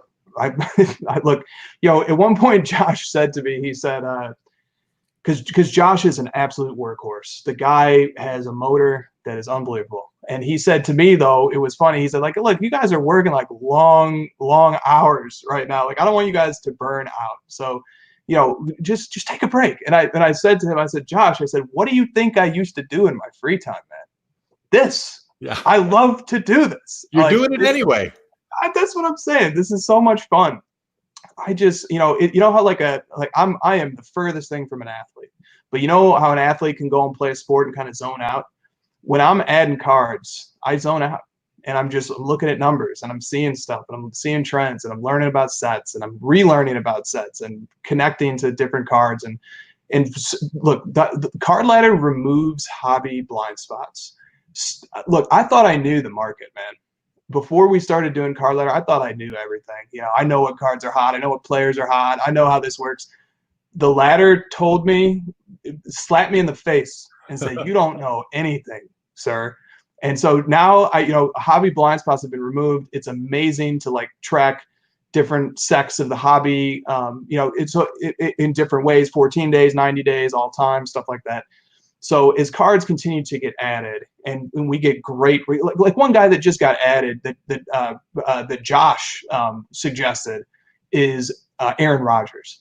Man, Aaron Rodgers cards, we do these player comparisons a lot of times. Aaron Rodgers versus Patrick Mahomes. Aaron Rodgers, man, that guy is really cheap given what a talented player he is, given that he's still active, given that he can still add to his resume. You just see things like this happen all the time. The players that show up in the trend, like Hulk Hogan. We have Hulk Hogan cards. We have Hulk Hogan's 1982 Wrestling All-Stars. We have it in a PSA 9, 8, 7, 6, maybe a PSA 5. We just added all those grades recently. That card was #1 on the ladder for a day because it recorded an insanely high sale. Man, I would have never been looking at Hulk Hogan cards, but it had a moment and it was fascinating. So, okay. So, and then just the collection section of the tool is only for collectors that have cards on the ladder. Let me just humbly correct the record on that because I could see how you could think that. But there is a full-scale capability to not only add all of your cards to your collection and begin monitoring them yourself. We also give you the power of our software to generate predictive values for them too. And if you reach out to us and say, "Hey, look, I collect baseball. I know you guys might not have a bunch of this player, but if you can just get this player's key rookie card in, I can start generating multipliers for all the cards I have based on this player's key rookie card." And that methodology works pretty well. So just to give a quick example of why you might want to do that. So the 2003 Topps Chrome LeBron PSA 10, we're using that as a proxy for the market growth of the 2003-04 Ultimate Collection Signatures BGS 9.5 Auto 10. The last time that card sold was several months ago for about $11,000, and one ended at auction yesterday. Using the LeBron Topps Chrome Rookie PSA 10 as a proxy for the market of this Ultimate Collection 03-04 Signatures rookie card, we predicted with 96% accuracy what that card would end at.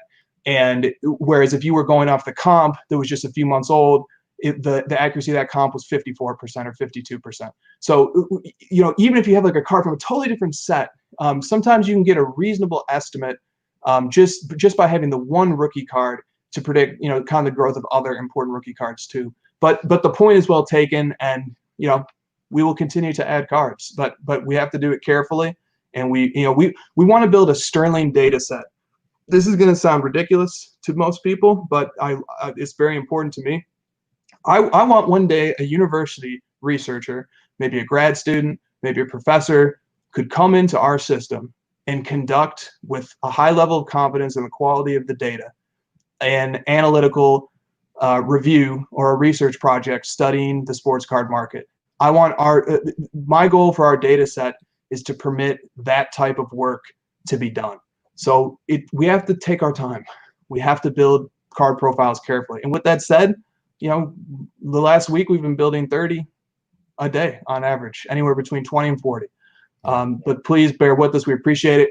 And if you once you build a card profile, there's a functionality that allows you to submit it to us. If you follow our guidelines and our stylizations and build a great card profile, we can integrate it into our system very quickly and easily. We have to review it, we have to spot check it, we have to vet it, but we could integrate it much more easily and more quickly. But we need people to build really high quality profiles in order for that to happen. As I said earlier, I mean, we need to be patient with this. They're not going to come out of the gate with every card out there. So to ground zero, if you feel it's only for collectors that have those cards on the ladder, I mean, I feel it's for me, and I've got a few cards on the ladder. I built my collection, but I'm looking out into the future. I'm a pretty patient person, except with my kids. I'm a pretty patient person. So I want to see, I'm willing to wait for more cards to get added and not be too critical of them for having lives and really not having a lot of staff right now to do this. But I still want to dive back to the question I stated earlier, which was, what are the plans to scale to move? Because I can only imagine you guys want to speed up as much as you can. So that's an assumption I'm making. But under that assumption, what are your plans to scale this and kind of accelerate the maturity of the product? Yeah, well, great question. So a lot of time is dedicated right now, even among our researchers, to ironing certain things out. Man, we get hundreds of messages of feedback every day, and we reply to every single one of them because we take, if people took us seriously enough to put their time into writing us a message, the very least we can do is reply. So we are dedicating some resources right now to something that's going to lessen, which is the amount of people who are replying. But to get, and so that means more time will free up for adding more cards. There's a finite number of cards that are super relevant. Will Greg Olson's 5th year card from Panini Threads ever make it into the ladder? And maybe one day, but probably not. Probably not. So there's a finite number of cards to add that are relevant to a broad enough number of people that they merit placement in the ladder and that they merit regular value tracking. So I'm just going to jump in because I think we understand that concept. Yeah. Specifically, do you have plans to get this happening faster? We do, but we're very cautious. When researchers come on and help us, and they have to be of a certain quality, and the card profiles that get built have to be good. So we're cautious. We are growing. There's plenty of plans. We have multiple plans for scaling and different paths that we're looking at. Obviously, I don't want to disclose too much of our internal discussions on that because we have different paths available for how to grow. But we're absolutely looking to grow. But we want to do it properly, and we want to do it cautiously, and we want to please the collectors and the members and the investors. Everybody who's with us right now, we want to please those people. We want their cards to get into our system, and we want to give them the tools to make that work. I don't want to. I can't give too many specifics as to how we're scaling out because that's internal. Fair enough. We are scaling out, and we do have obviously. Man, my dream for this thing is it to be the encyclopedia of relevant cards. That's a lot of cards, and look forward to getting there. Yeah, no, that's cool. I'm happy to hear that I don't need to know what the plans are specific. I'll ask it, but I don't need to know it. I'm happy knowing that you have a plan. You guys have discussed it, especially in the last week or so, being overwhelmed by interest. It's nice to know. And I can definitely see you getting there, especially once you catch up and now you're only dealing with new issues as they come out year over year. But certainly you need more people doing the research because you did mention to me that, you guys, they don't, and this has not been mentioned yet. So this needs to be mentioned.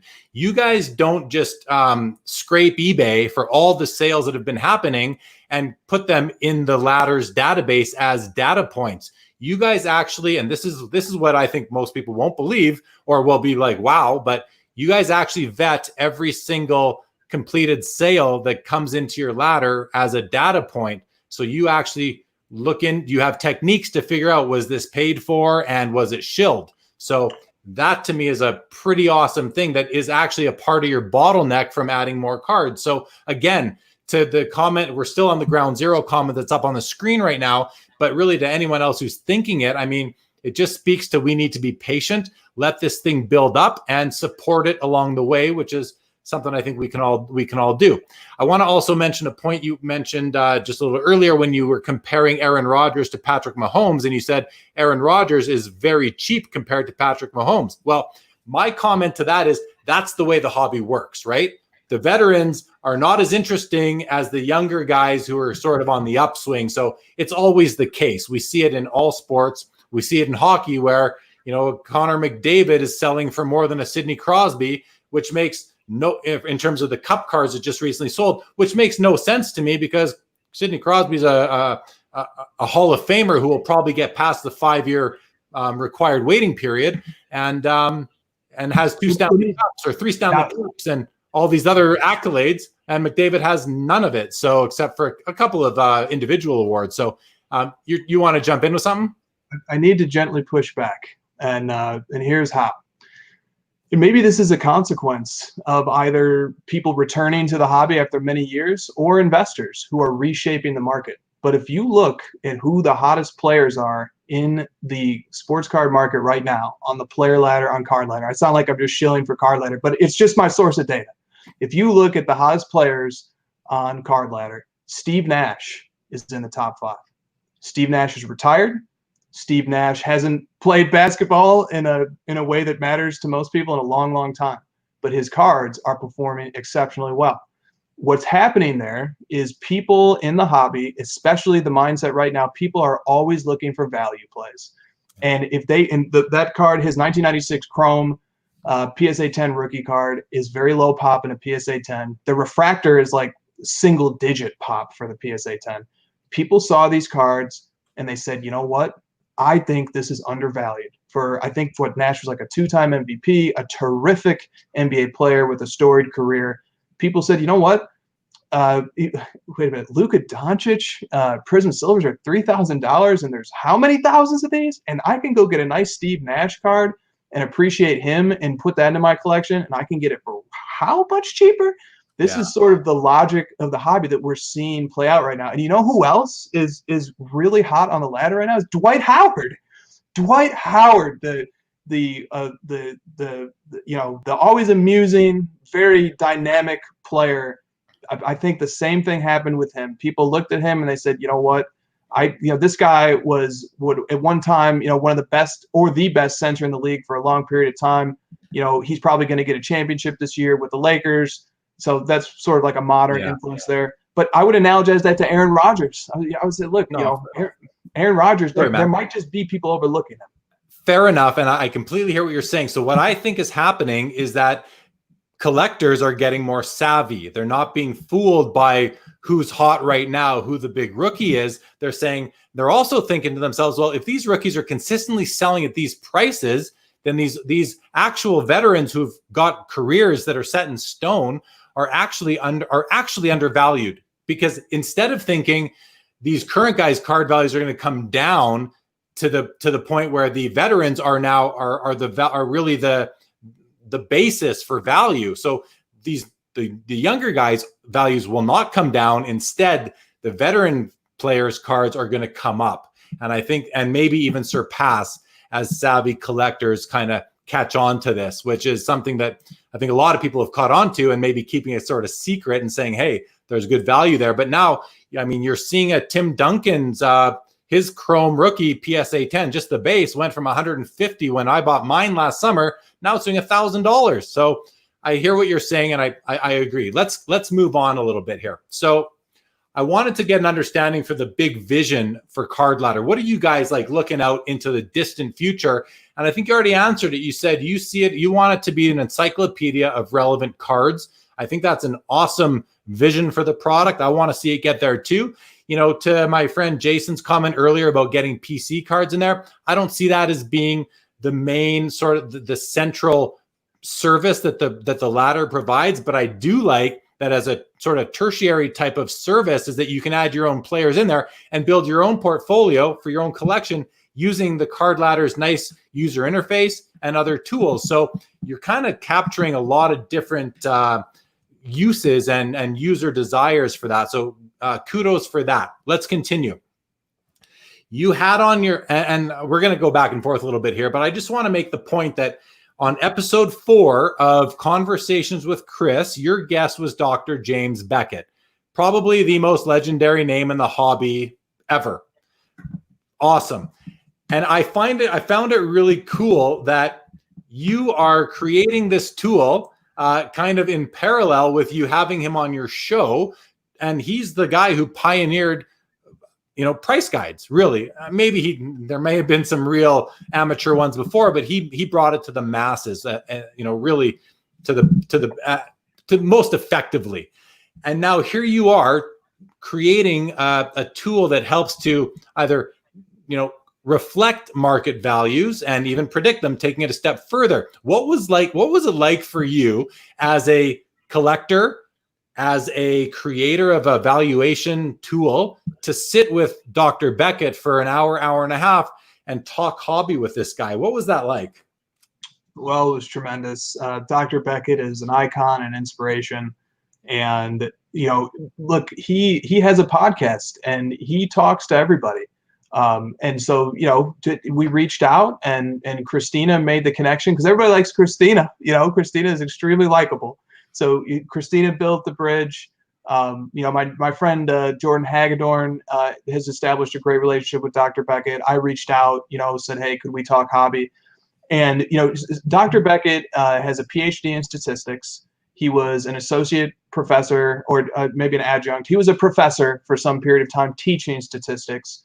His ambition, as he explains it, was always to responsibly grow the hobby, to provide information using scientific methods. Even when I talked to him a little bit about BGS grading and the implementation of subgrades, he underscored that he wanted to bring a scientific approach to grading cards. So I love the rigor of his approach, and I love his passion for how to approach the hobby.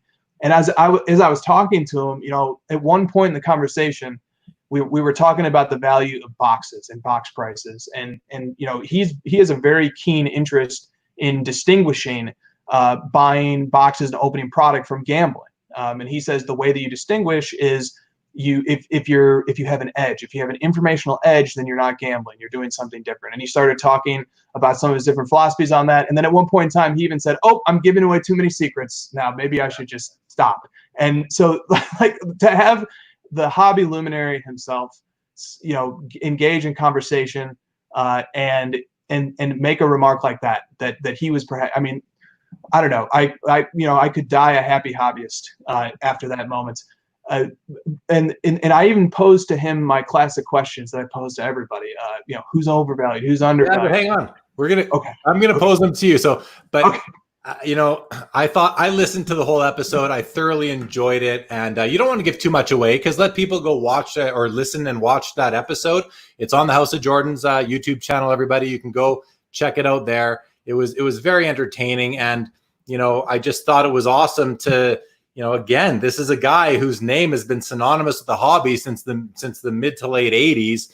I remember I have issue 1 of every magazine except the baseball one. And so it was just really cool to hear him speak and reminisce and really opine on what the state of the hobby today, what he's seeing. And I can tell you, I was expecting him to be a little bit more, not as current as he was, but he knows what's going on with the hobby, which, that's pretty cool. I thought that was interesting. So, okay, let's keep on. Let's whip through some comments. I think we've really covered Card Ladder now to the extent that we need to. There will be some more questions that we'll come to, so we will visit it again, but let's see if we can move on. I want to Frankie's comment here, political science major here, and I just love trying to predict human behavior. Definitely challenging and fun. Apply it to cards, and now you have a perfect match, LOL. Amit says, if it's a repeat, please skip it. How do you separate yourself from the market movers tool, which is sports card investors tool? I can see that answer taking about half an hour. So, and I'll tell you, Amit, we didn't approach it yet, but let's save it for the end because I want to keep on going here. Unless Chris, you can get this out in 30 to 45 seconds. Oh, well, let me just say this. I'm extremely biased on this question. I love Card Ladder for a million reasons. You'd have to replay the whole episode, perhaps. I know that's not a satisfying answer. So what I would say, I would humbly submit is, please take opportunity to try a 7-day trial with us. It's free. And maybe, you could answer that question for yourself better than I could. But, Jeff and Sports Card Investor has generated a remarkable hobby movement, hobby energy, hobby enthusiasm, a group of people. And, I'm excited for him. I congratulate him. I think he's got a great thing going. We're doing something a little different. Our tagline is telling the story of the hobby through data. And then we just went through, quite an extended discussion about all the different stuff you can do with Card Ladder. So, if that sounds pretty good to you, we'd love to have you give us a try. Yeah, awesome. Okay. Carlos says standard deviation. I have to dust off my stats textbook for cards now. Tough times. Yeah. Well, hey, you know what? There's so much. I think it's just a testament to where the hobby's at and how it's grown and how many new investors and how just when you have cards that were worth $50 a couple of years ago, that are now worth $1,000. I think it just begs for more analytics. And Chris is a analytical. I'll call you a guru, but you're more of you're also an enthusiast. You love it. Again, I've said it before, but you go listen to some of the old episodes of House of Jordans. They're analytical lessons on cards. It's really interesting stuff. It's no surprise that he's involved in Card Ladder. Ziggy says, suggestion to the Card Ladder team, a hit tracker. Could you add the ability to track one-of-ones and big chase cards and products if you see them in sales data? Awesome. Okay, note that. Frankie says 52 Mantles definitely in a league of its own, much like the T206 Wagner. Agree. We would prefer more error for more scale. Yeah, that's a good noted comment. Interesting comment. Ziggy said, I'd love someone to track NT basketball right now. How many 99 Zions are out there? Plus Logo Man bounty. Card Ladder could really help me count cards. Another suggestion to consider. If you go to the Zion NT RPA card profile, there's a link to the Wax Museum podcast RPA tracker that does exactly that. There you go. So again, and I want to highlight that. That's what I love. These card profiles linked to relevant information. I mean, I didn't even really notice that in terms of my involvement and reviewing the product. I was just stuck adding my own cards and seeing which ones were in there. So I haven't got that far along yet. Ground Zero does say, love the tool, brother. It's amazing. We just need to add personal value to the users. Yeah, I think that's a fair comment. But I think what's even also fair is that that's what these guys are trying and wanting to do. It's simply going to take time. What is the most fascinating trend that you have found thus far? That's a great question, GB Rainbow. Do you have this ready to go, Chris? Oh, well, how about this? How about every day something blows my mind? How about that? How about how a user suggested that we had, I mentioned this once, I've been mentioning it, Hulk Hogan cards. And for a day there, because the timeliness of that suggestion, Hulk Hogan had the number one card on Card Ladder. Over the last 14 days, there was a day over the last 14 days when his PSA 7 1982 Wrestling All-Stars card was performing better financially than any sports card that we were tracking. That includes all the key LeBrons, Lucas, etc. That was jaw-dropping. Now, am I going to go? I wrote this in the Ladder headlines. Am I going to go pick up wrestling cards all of a sudden? No, I don't collect those. But it was absolutely insightful and fascinating to see something like that happen. But man, every day things blow my mind. The most exciting part of my day is after I've reviewed all the sales in the pending folder, and then I push calculate stats, and then I push sort the ladder. Great functionalities that Josh has built into the admin panel. And then my heart skips a beat, and I go look at the list, and I say, please, Lord, make this list make sense. And I look at the list, and I just see and I learn interesting things every single day. So there's lots. I mean, and you could actually in your news feed, you could say today, Chris's favorite trend spotted trend of the day. Maybe you could do something like that. Okay. Jason Jones says, how do you stay ahead of competitive offerings that will inevitably enter the market? And in the interest of time, I'm going to make a suggestion. We're going to move on, which is simply, Chris, keep doing what you're doing. Don't compromise the integrity of the data too much, if at all. I think that's one of your core competencies and really a competitive advantage that you have. And service the customers that you have and get their cards in, and you'll organically grow from there. Sorry to kind of answer a question that wasn't directed at me, but I want to keep moving here. Ground Zero says, agree, late 90s rookies were so undervalued. Glad to see them rising, which they have. Building Builder Kip says, personal finance dad's watching. How cool is that? I think that's pretty darn cool. Thanks for watching. Carlos says, about the feed, how do you avoid favoring certain hobby creators? It's tough to avoid promoting those you know and consistently watch, even if they are quality, creates perception they have an edge. That's a, and you have mentioned to me, Chris, that, you're trying to keep bias to a minimum. You're trying to be very transparent. Here we are on a show together and you're linking to my show in Card Ladder. Thoughts on that and any plans to how you're going to manage that? Carlos is absolutely correct. I try to eliminate editorializing to the extent that we can. That's why, we show all assumptions. Anytime we're doing anything analytical in Card Ladder, we apply the same objective formula to ranking cards. It applies to every single card. But at the end of the day, especially when it comes to the newsfeed, it is going to be editorial to a certain extent. And, I would love to make the most unbiased newsfeed possible. I would love to do that. But as a human and as a completely flawed human, I know that that's a limit that I have. And I'll just try my best, man. I'll try my best to supply relevant information to you guys. And, if you see me slipping, please let me know. And I will do my best to get better. Perfect response, Chris. I completely respect that. Number one, you admit that you are human and you know who you know what you know, and you're aware of it. And really that self-awareness is, I think, what can set you apart from potential competition.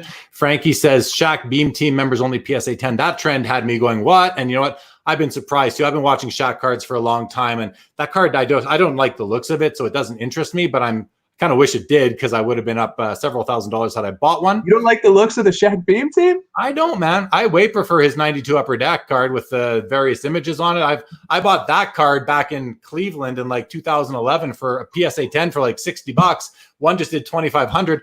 I'm okay. I did okay on that one, but I'm not a big fan of the Beam Teams. Hey, we all have our own taste, right? Sean Robb, prior guest of mine, says, can you see a day when modern hockey rookie cards take off like modern NBA Prism Optic rookies? Example, Elias Pettersson, Brock Besser. Chris, from somebody who is not a hockey guy, but you are starting to gain interest, can you quickly sort of give your thoughts on if you think there's potential for hockey? Elias Pettersson's Young Guns rookie card is in the ladder. So I do see that card sell quite frequently. Is that one I suggested? I think it must be. It sure is. It sure is.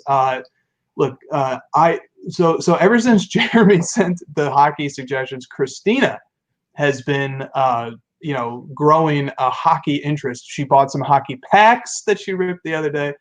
I love that hockey has Wayne Gretzky. That's just because, hey, it's like Michael Jordan of hockey. I get that. That's a nice entry point for me to understand what's going on with hockey. Being in LA, there actually is a strong support and collector base of hockey. And I'm being indoctrinated into the cup because the owner of one of our local card shops, absolutely called the Bullpen, he absolutely loves the cup. Anytime he gets that product in and you come into his shop, he will make you sit there. He'll show you the box. These are the nicest cards in the hobby. Don't let anybody tell you otherwise. And if he opens a box, you will gaze and appreciate those cards more than you ever would want to. So I think hockey is extremely promising. I think the fact that, the brilliant minds behind Upper Deck are engineering hockey cards is terrific. And I need to get into hockey a little bit more. I need to get into it more as a sport. But, a lot of the guys I grew up around played hockey. And all it takes sometimes that little connection to get into hockey. And you know what? With all these other markets going nuts, and hockey's going nuts too because of that Connor McDavid PSA 9, RPA did some unfathomable number, and it's in the link to its profile on Card Ladder as well. So I was reading about that the other day. Maybe hockey's already taken off. I don't know enough yet, but man, there might be value in hockey. Soccer started taking off, right? Like hockey is a sport that I think has a lot of appeal, and I don't think people understand, or maybe they do. I didn't understand for a while how much talent it takes to play hockey. Hockey athletes are unbelievably gifted athletes, and the margin for error in hockey, Jeremy, you and I were talking about this a little bit, is so small. So that it's a very, very impressive sport. So I don't know, man. I'm bullish on hockey, and looks like Christina's forcing my hand, and we're going to be getting into hockey one way or another anyway. Well, I can't wait to see when you and or Christina start showing some really nice hockey cards on your Instagram feeds, and shout me out on there so I'm called to it and I can give you my opinion or my advice or whatever you need. Shave Log says, "Are you guys related, twins?" Well, I'll tell you, we're not related, but we do go to the same barber. That I can tell you, right? And Shave Logs, shout out to you, man. I love your Instagram feed, man. I watch your videos too, man. Awesome stuff. Building says, "Shows like Personal Finance Dads and yours are helping me get my learning on." If you're talking about mine, thank you very much. I couldn't be prouder to hear that, as I'm sure all the other content creators out there are. If everyone out there who has your own YouTube channel and you're watching, if you love doing it as much as I do, kudos to you, because I'm having a blast. So I think we're all having fun doing it. Suggestion from Ziggy: add a wiki-like function to the feed and let paying members contribute. Fair comment. Sporting the Jean-Luc Picard look tonight. Yes, we are. And Jake loves Jean-Luc. All right. Awesome. That's the bottom of the comment. The first time we've got to the bottom of the comments tonight. So I'm happy about that, because we got about 15 minutes left to my typical 2-hour program. And we still have 4 topics that I wanted to touch on. Christina just jumps in and says, "Hockey Grails will be forthcoming." Love hearing that. Awesome, Christina. Okay. So there were 2 other topics, actually. One is I wanted to switch the focus over to you a bit more personally, Chris, in terms of what do you collect and why? Like, it's nice to know that you have your House of Jordans channel where you get all analytical about Jordan cards and the hobby. You got your spin-off shows. We've talked about them. You've now got the Card Ladder project, which is an amazing project. I can't wait to see that grow and mature over time. Again, I'm more than willing to be patient with it. But what about you? What do you collect? And why do you collect what you collect?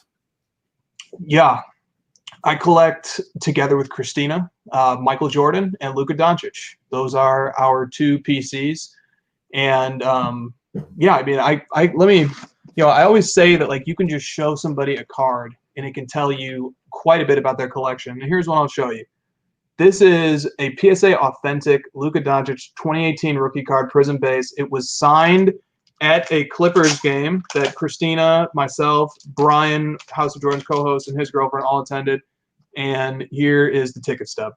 I always kept that with the card. We are fans of Luka. We love Luka. We love watching him play.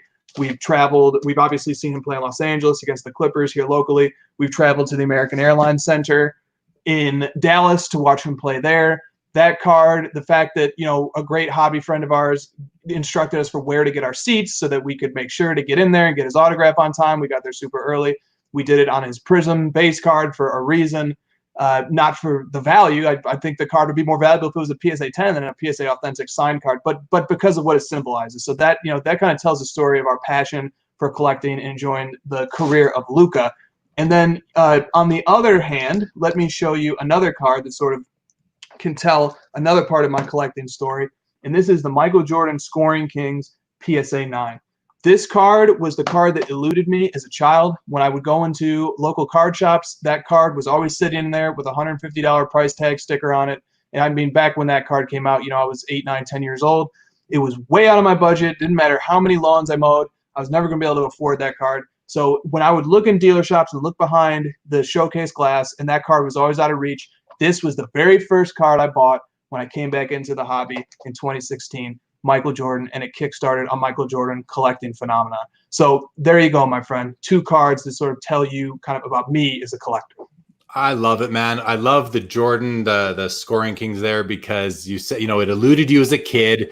Now here you are, an adult. You've got some discretionary money you can spend and / invest, and you went and you chased the card that eluded you as a kid. I think that's something we can all identify with, that as kind of a reintroduction into the hobby. That's a classic story. Okay, some more comments coming in really quickly here. I like Ziggy's comment, House of Gretzky spinoff. Maybe. Ziggy wants to know, were you Luka fans at his draft? When did you become Luka fans? What was the trigger? Oh man, we are so risk averse and conservative that even to collect quote unquote prospect was a huge deal for us because, we collect Jordan. That's about the safest guy to collect, I think, relative, as safe as card collecting can get. So when we decided to get involved with the prospect, we waited quite a while. We watched him for the entirety of his rookie season. We started opening. We love opening wax, and back when 2018-19 Prism Hobby was still $200 a box, we were opening it, and we were chasing the Luka Silver because that was the chase card. So there was these dual interests in him as a player, with suddenly starting to have this unbelievable rookie season that was catching our interest, and then we were trying to pull his cards. So but we were just having fun. But so first of all, for the All-Star votes, he was either the third highest or the second highest vote getter as a rookie, and he would have been voted a starter if it was up to the fans. And that really captured my interest because when you're studying the card market and you're trying to project where a player can go, their on-court performance obviously matters a lot, but so too does their appeal and their ability to factor into pop culture and media narratives. And I saw right there, this guy has captivated people. That's interesting. Then after the All-Star break, he put up a stat line of about 27, 6 and 6 or something like that. And LeBron's stat line in his sophomore year was 27, 7 and 7. So I believe. And so I looked at that, and the analysis that I performed was this guy might be able to have a statistically analogous sophomore year to LeBron James. And if he does that, which is a gamble, I don't know if he will or not, but if he does that, then I see that his card might be a safe place to store some money and to hold cards of this guy. So I analyzed him. We watched his whole season. It got to a point where we were watching every game on League Pass that the Mavericks played. Our hearts would be broken if he was sitting out, and they were sitting him out because I think they might have unintentionally sort of been tanking a little bit to end the season. But we watched every single game. And then the thing that kind of pushed me over the edge to make us kind of get into some of his more bigger cards was he had a 60-minute highlight reel mixtape on YouTube. I don't advise anybody to buy cards based on mixtapes or highlight reels because this is all selection bias run wild here. These are all hand-picked things to make a guy look good. But I watched this highlight reel. I said, man, this guy has as many highlight games and performances in his rookie season that all-time greats have had over their entire careers. This kid is special. He's electric. He's magnetic. He's a really special player. And then we started studying his European history from when he was playing with Real Madrid, winning the MVP over there in that league, winning a championship in that league. I mean, it all just piled up. And at the end of his rookie season was right when National Treasures came out. So we were at a local shop. We pulled the trigger on an RPA of his. Then we said, okay, let's go ahead and get his Prism Gold. We got those two cards. We started getting more and more. And then he outstripped our expectations tremendously when this season started. But we were very cautious. We made really, really sure that we liked him enough to want to collect his cards. We waited a whole year. Awesome. So Ziggy does agree with you. He was robbed of an All-Star last year. He became a big fan after he sold all his Luka Prism Silvers and color and realized he was awesome. And I want to mention that early on in your House of Jordans podcast, before you took to YouTube, a couple of your episodes were focused on a road trip that you and Christina took across the country doing it was like a local card shop tour. And I mean, I listened to these driving on the highway, going on walks. And I remember you guys talking about you were hunting for that Luka Prism Silver. That's what you guys wanted. And I think you finally hit one, but those are some fun episodes to listen to for sure. I want to call up Personal Finance Dad's comment here because this one really hits home with me. He says, how much of all of this is about us finally being able to have the money to buy the cards that escaped us in childhood? So I'm going to just tell a quick story here. When I was younger, and I mentioned, if you listen to Conversations with Chris tomorrow, where episode 5, where I'm the honored guest, I mentioned that I first discovered cards with 3 of my cousins. And these cousins of mine, they were all brothers. They were getting boxes of O-Pee-Chee hockey cards in the early to mid 80s on the weekends from their parents. Meanwhile, here's me. I'm getting a $2 allowance, which would afford me maybe 4 or 5 packs after I bought some candy, because of course I had to buy candy too. And I was always sort of Jelsons who were getting the whole box. I thought, that's unbelievable. You're getting a box of 36 or 48 packs. I'm getting 4 packs. How am I going to ever get my whole set done? And I really believe that part of the reason that I'm still doing cards 40 something years later is because I'm still, in a way, and this is humbling to say, but I'm almost still in a way, psychologically, maybe trying to catch up, still competing. And I mean, it's just the truth, and I think it's the truth. I'd have to really think about it a bit more, but I think that's part of it, whatever our reasons are for collecting. But to the comment that's on the board, and by the way, I do watch the Personal Finance Dad's YouTube channel. I recommend you all go subscribe to it. Really good stuff.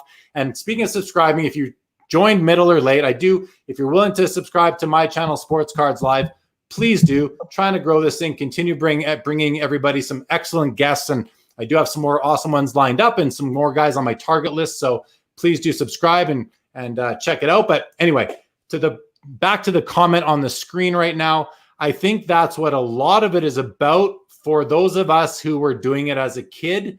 If you're just coming in brand new now because of what's going on in the hobby, it might be a bit different. But if you were in this since being a kid, I think a lot of it has to do with that. So really cool comment that let me just sort of get nostalgic in my own head here. So thank you for that.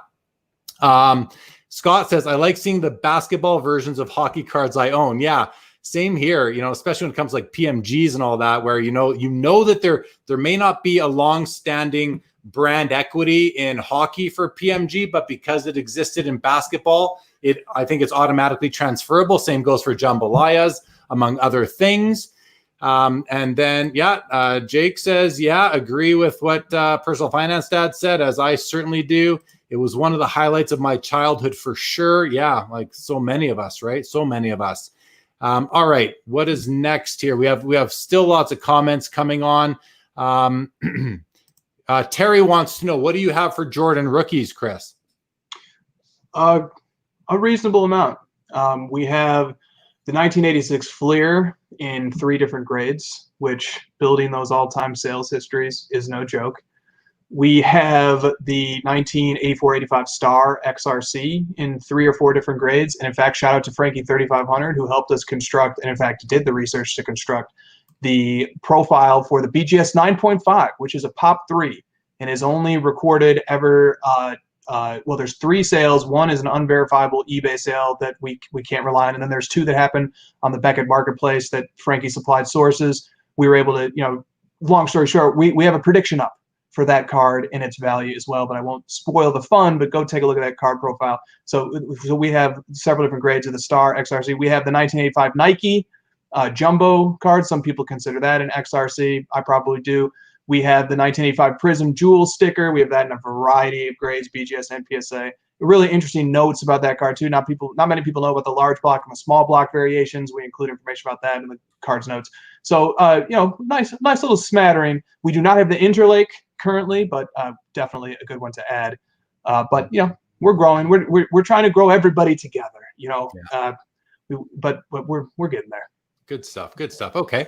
The PFD, I'm going to start calling it the PFD now, says, thanks, Jeremy. Appreciate you guys are all awesome. I watch everyone's episodes. To all of the content creators on here right now, they're watching. That's really nice to hear for on all of our behalfs. And then Ziggy says, I hope every content provider here tonight will shout out Sports Cards Live on your channels. Jeremy has a gem mint show and he deserves more hobby love. Well, thank you, Ziggy. Very flattering. Jake says, I traded the Luka Optic retail out of 25 way too early last August. Love the cards it received, but that Luka is surely 10x now.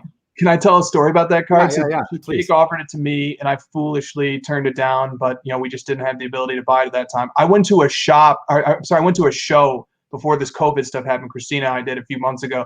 Guess what? That very card was at the show, the one that Jake once owned. I took a picture of it. I had to send it to Jake. I said, look, man, your card has made it all the way across the country. Jake told me the story of how it got swapped and traded around. The card actually made it to the owner, if I'm remembering correctly, because the members of his group all got together and bought that card for him. So there's just so much history wrapped up in that card. Shout out, Jake. I remember that card, buddy, and it was crazy seeing that card in person, knowing that you once owned it. Great story. Okay.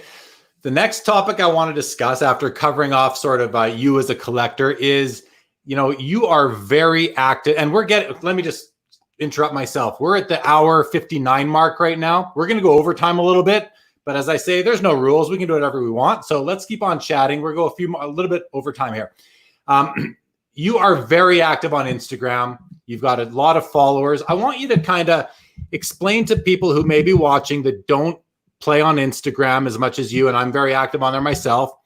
What is it about the Instagram community and the hobby community in general, but specifically Instagram, that really attracts you and keeps you so active and engaged and interactive with other members?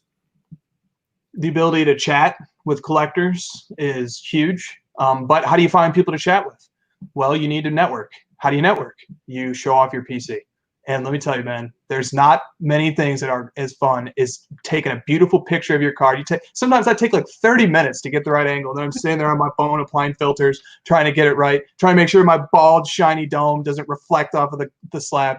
And so I take a nice picture, I post it, I put Wipe the shine off. I put like a nice like write-up of the card, and I talk about why I like it. Maybe I tell the story of how I got it. Maybe I, talk about the athlete who's depicted, and 9 times out of 10 it's going to be Jordan or it's going to be Luka. And I post it, and then people see it, and people get enthusiastic and pumped about, what was written and stuff, and they enjoy it. And some people laugh and say, wow, you are a dweeb, and this is really way too much. Just post your cards and shut up. But no matter what, it's a chain reaction. You post, you share your PC. You get to express a little bit of who you are. You get to talk about why you love the hobby. You meet people that way. You start chatting. Group chats develop, bonds form. Before you know it, people are helping you land cards. You're helping people land cards. You're making deals. You're building relationships. Then you start a podcast. Then you start, and the snowball keeps rolling, or whatever, however involved you want to get, you can get. But Instagram and social media are for extroverts and for introverts, because even if you're a person who just wants to keep to yourself, you can still share your cards. You don't have to reply to messages. You don't have to get too engaged, but you can still share your cards. And let me tell you, I love to see when people share their cards. I love it when people take creative pictures of their cards. I love it, though. I just love to see the cards all the same. So, I don't know. I can't really speak highly enough of how much fun Instagram is. You can turn it on, you can turn it off. If you want to turn off the hobby for a little while, just don't log in. And if you want to join a vibrant community of people that's active literally 24/7, especially because of the international presence, you can do that too. There's a Luka group chat that has not a substantial portion of it is people from the Philippines, Korea, Asia. Those people are chatting when we're sleeping, and then we wake up and we chat when they're sleeping, and we interact back and forth with each other. Like, the hobby never stops if you don't want it to. Oh, it's awesome because you're getting to meet people from all over the world. And eventually, when we can go to card shows and congregate, you're going to actually be able to, bump elbows and have a meal together and really get to know the person for who they are, which I was fortunate to do at the last national, meeting a few people that I had only known on Instagram. And that was awesome. I just want to thank Ground Zero for watching. He's getting out of here now. Thank you for watching. Appreciate your viewership and your comments tonight very much, for sure. And, back to Instagram for a second. For me, I've got a lot of message board experience and history, and as far as communicating on them on message boards, and then taking it the next step and meeting these people at card shows, mostly at the Expo in Toronto, and hanging out with them twice a year, meals, card shows, doing deals, all that. Instagram has provided me with a new lens for that same sort of interaction, but new people that I didn't discover before, and new people that are collecting a lot of basketball, which was sort of my entry into Instagram. And it's been awesome. I got Adam and Rodman. I got to meet them last year at the National, and that was a highlight for me. I consider them both friends now. Adam's going to be my guest coming up. It's on the screen right now on July the 8th, which I think is amazing, just because it's all because of Instagram, I will say. I like a couple of these comments that have come in right here. Ziggy says, overtime, thank you both. And Jake goes, yeah, the SCL overtime. Yeah, this is it for sure. Christina just wants to affirm that Chris does take hundreds of pictures before he picks the right one that he's actually going to put out on his Instagram. And she makes him take pictures of her cards too. That's really nice. Carlos takes a stab at our balding, our hair challenge, let's call it. That's okay, Carlos. Thanks for the comment, brother. That is Abdul, I believe, says, one of my daily rituals is checking Chris's story feed to see everyone else's cards. That's true. That's one thing I've noticed about Chris's story feed, is that he's often reposting other people's highlights. And I think that's important because Chris has a lot of followers, more than most. And this is a way to help build that community, grow everyone's follower numbers. Because right or wrong, if it's vain or not, we all like to see those follower numbers go up. It's just part of being human, I think. Ziggy says, I love your passion, Chris. Really appreciate your energy. I can't wait to meet you at the National in the future. You inspired my channel. Huge fan. Same goes for me. A lot of inspiration there. Austin says, these interviews really reinforce my passion in the hobby. So thanks for that, Austin. Again, that's the feedback that has me doing this. This is why I keep going. That's why I love doing the show, because I get great feedback. And I can't thank you guys all enough that for watching. If you're new to the program, thank you for tuning in tonight. Thank you, Chris, for bringing new viewers to Sports Cards Live. If you haven't yet, please consider subscribing to the YouTube channel. I greatly, greatly appreciate that. Paul says, best part of Instagram, few fuzzy Sasquatch sighting photos. Yeah, I make it a habit of, I really only follow the card account. So if someone follows me and they're a private account, I don't tend to follow back, because I think it's for open card collecting. And I have a personal account where I follow my friends and family and other people. But my card account is really for cards. And I really only want to follow cards, because when I'm scrolling through it, I only want to look at cards. So apologies to anyone that I may not have followed. If you have a card as every 12th post, it's not really the accounts I'm looking to follow. But that's the beauty of it all. Just like our collections, we build them to suit ourselves, just like you build your Instagram feed as well. So I encourage people to do that the same way. Last thing before we wrap up, Chris, you have a habit on your show, the Conversations with Chris, one of the spinoffs of House of Jordan, of asking all your guests 2 questions. I heard you ask them to Dr. Beckett. I heard you ask them to Coleman Cards. I heard you ask them to myself, to which I was very happy to answer. We're going to flip the script here. We're going to bring it on to you now. Question number 1, what do you like better, watching sports or collecting sports cards? Collecting sports cards, super easy answer. I was astonished. I ran an Instagram poll that asked people this, and I don't know, 130, 140 responses came in, and it was 50-50. And I was like, good Lord. Man, I suddenly felt out on an island of like, oh man, maybe I just love cards too much or something. But that's not the case. It was people who absolutely love cards who came back and they said, look, we prioritize watching sports because we believe that without the sports the cards wouldn't exist. And so there's like a certain logic to their answer that because sports are a necessary condition for the existence of cards, they feel obligated to say that watching sports is what they like. But for me, collecting cards all day. And not to say I don't love watching sports. I literally watch every Mavericks game with Christina, but no, it's all about collecting. It's all about the cards. So I'm not going to give away what my response was to the question, because I'll let people listen to that on your podcast that you're dropping tomorrow on YouTube and I believe on Apple Podcasts and everywhere else that podcasts tend to live. iTunes, I think it might be called. So I did answer that question too. I had a blast answering it. It was something that got me thinking. So you can check that out on Chris's show. Thanks for that answer. The second question that you have a habit of asking people is to name, in your opinion, one player or card that is overrated or overvalued and one that is underrated or undervalued. I'll let you decide what you want to do first and take it away. Yeah, so watch me weasel my way here into giving an extremely diplomatic answer, because I just am I hate to tell somebody that their PC player is overrated. So watch this. Luka Doncic is the answer to both questions.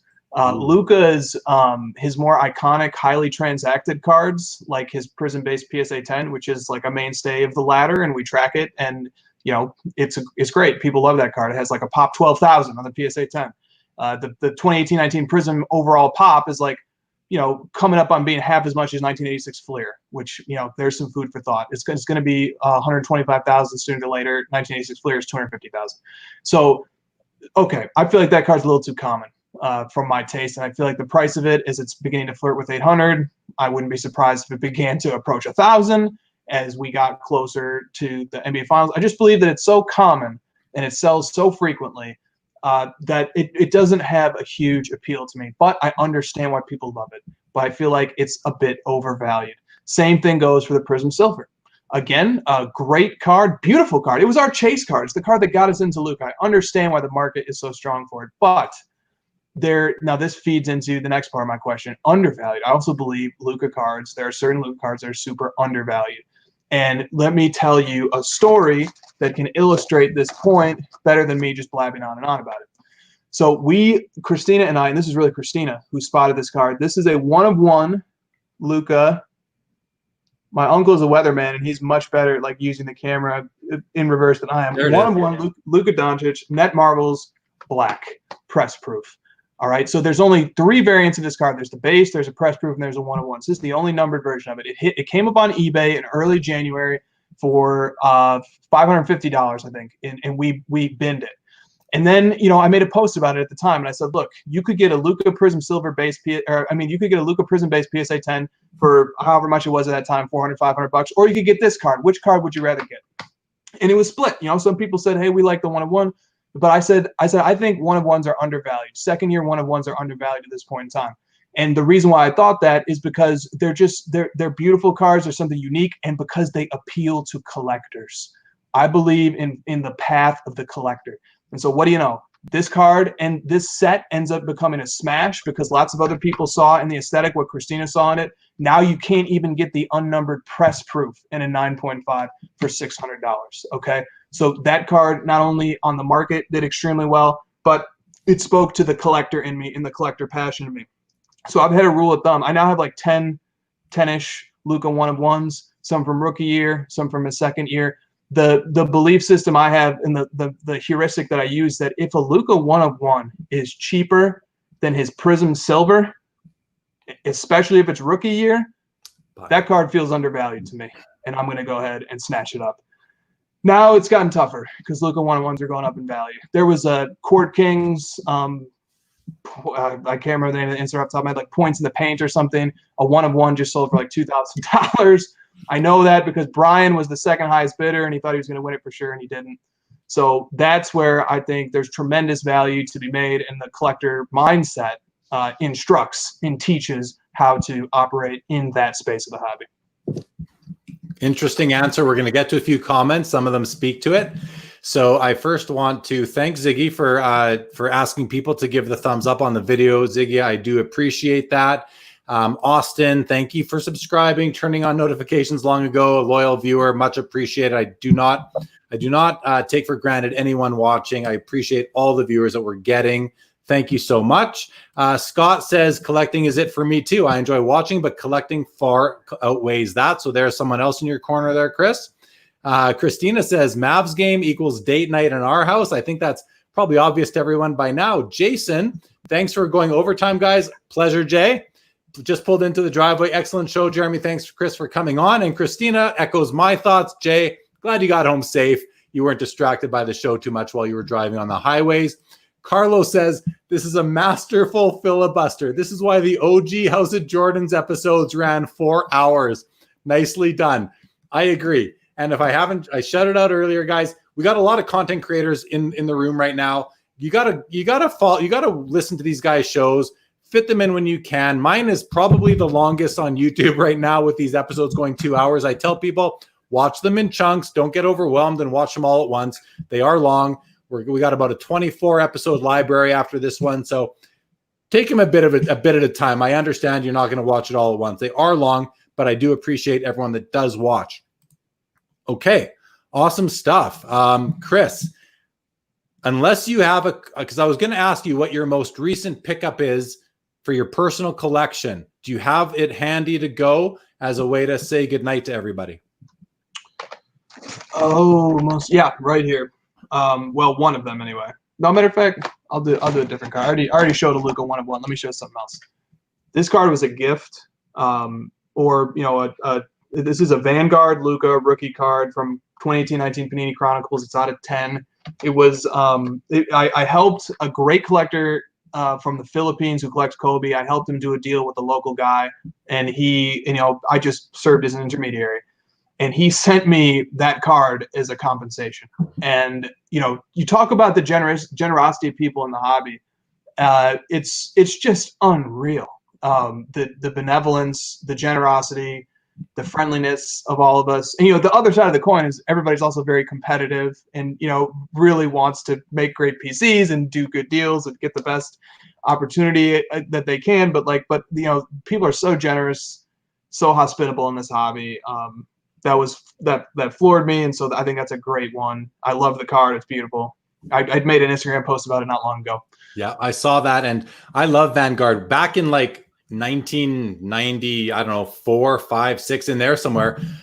Pacific put out a Vanguard product in hockey, and I remember these cards were so cool. It almost felt like they were made out of metal, but with some sort of other finish on the surfaces. They were super heavy and sharp, and I collected them a little bit, and I don't still have those cards.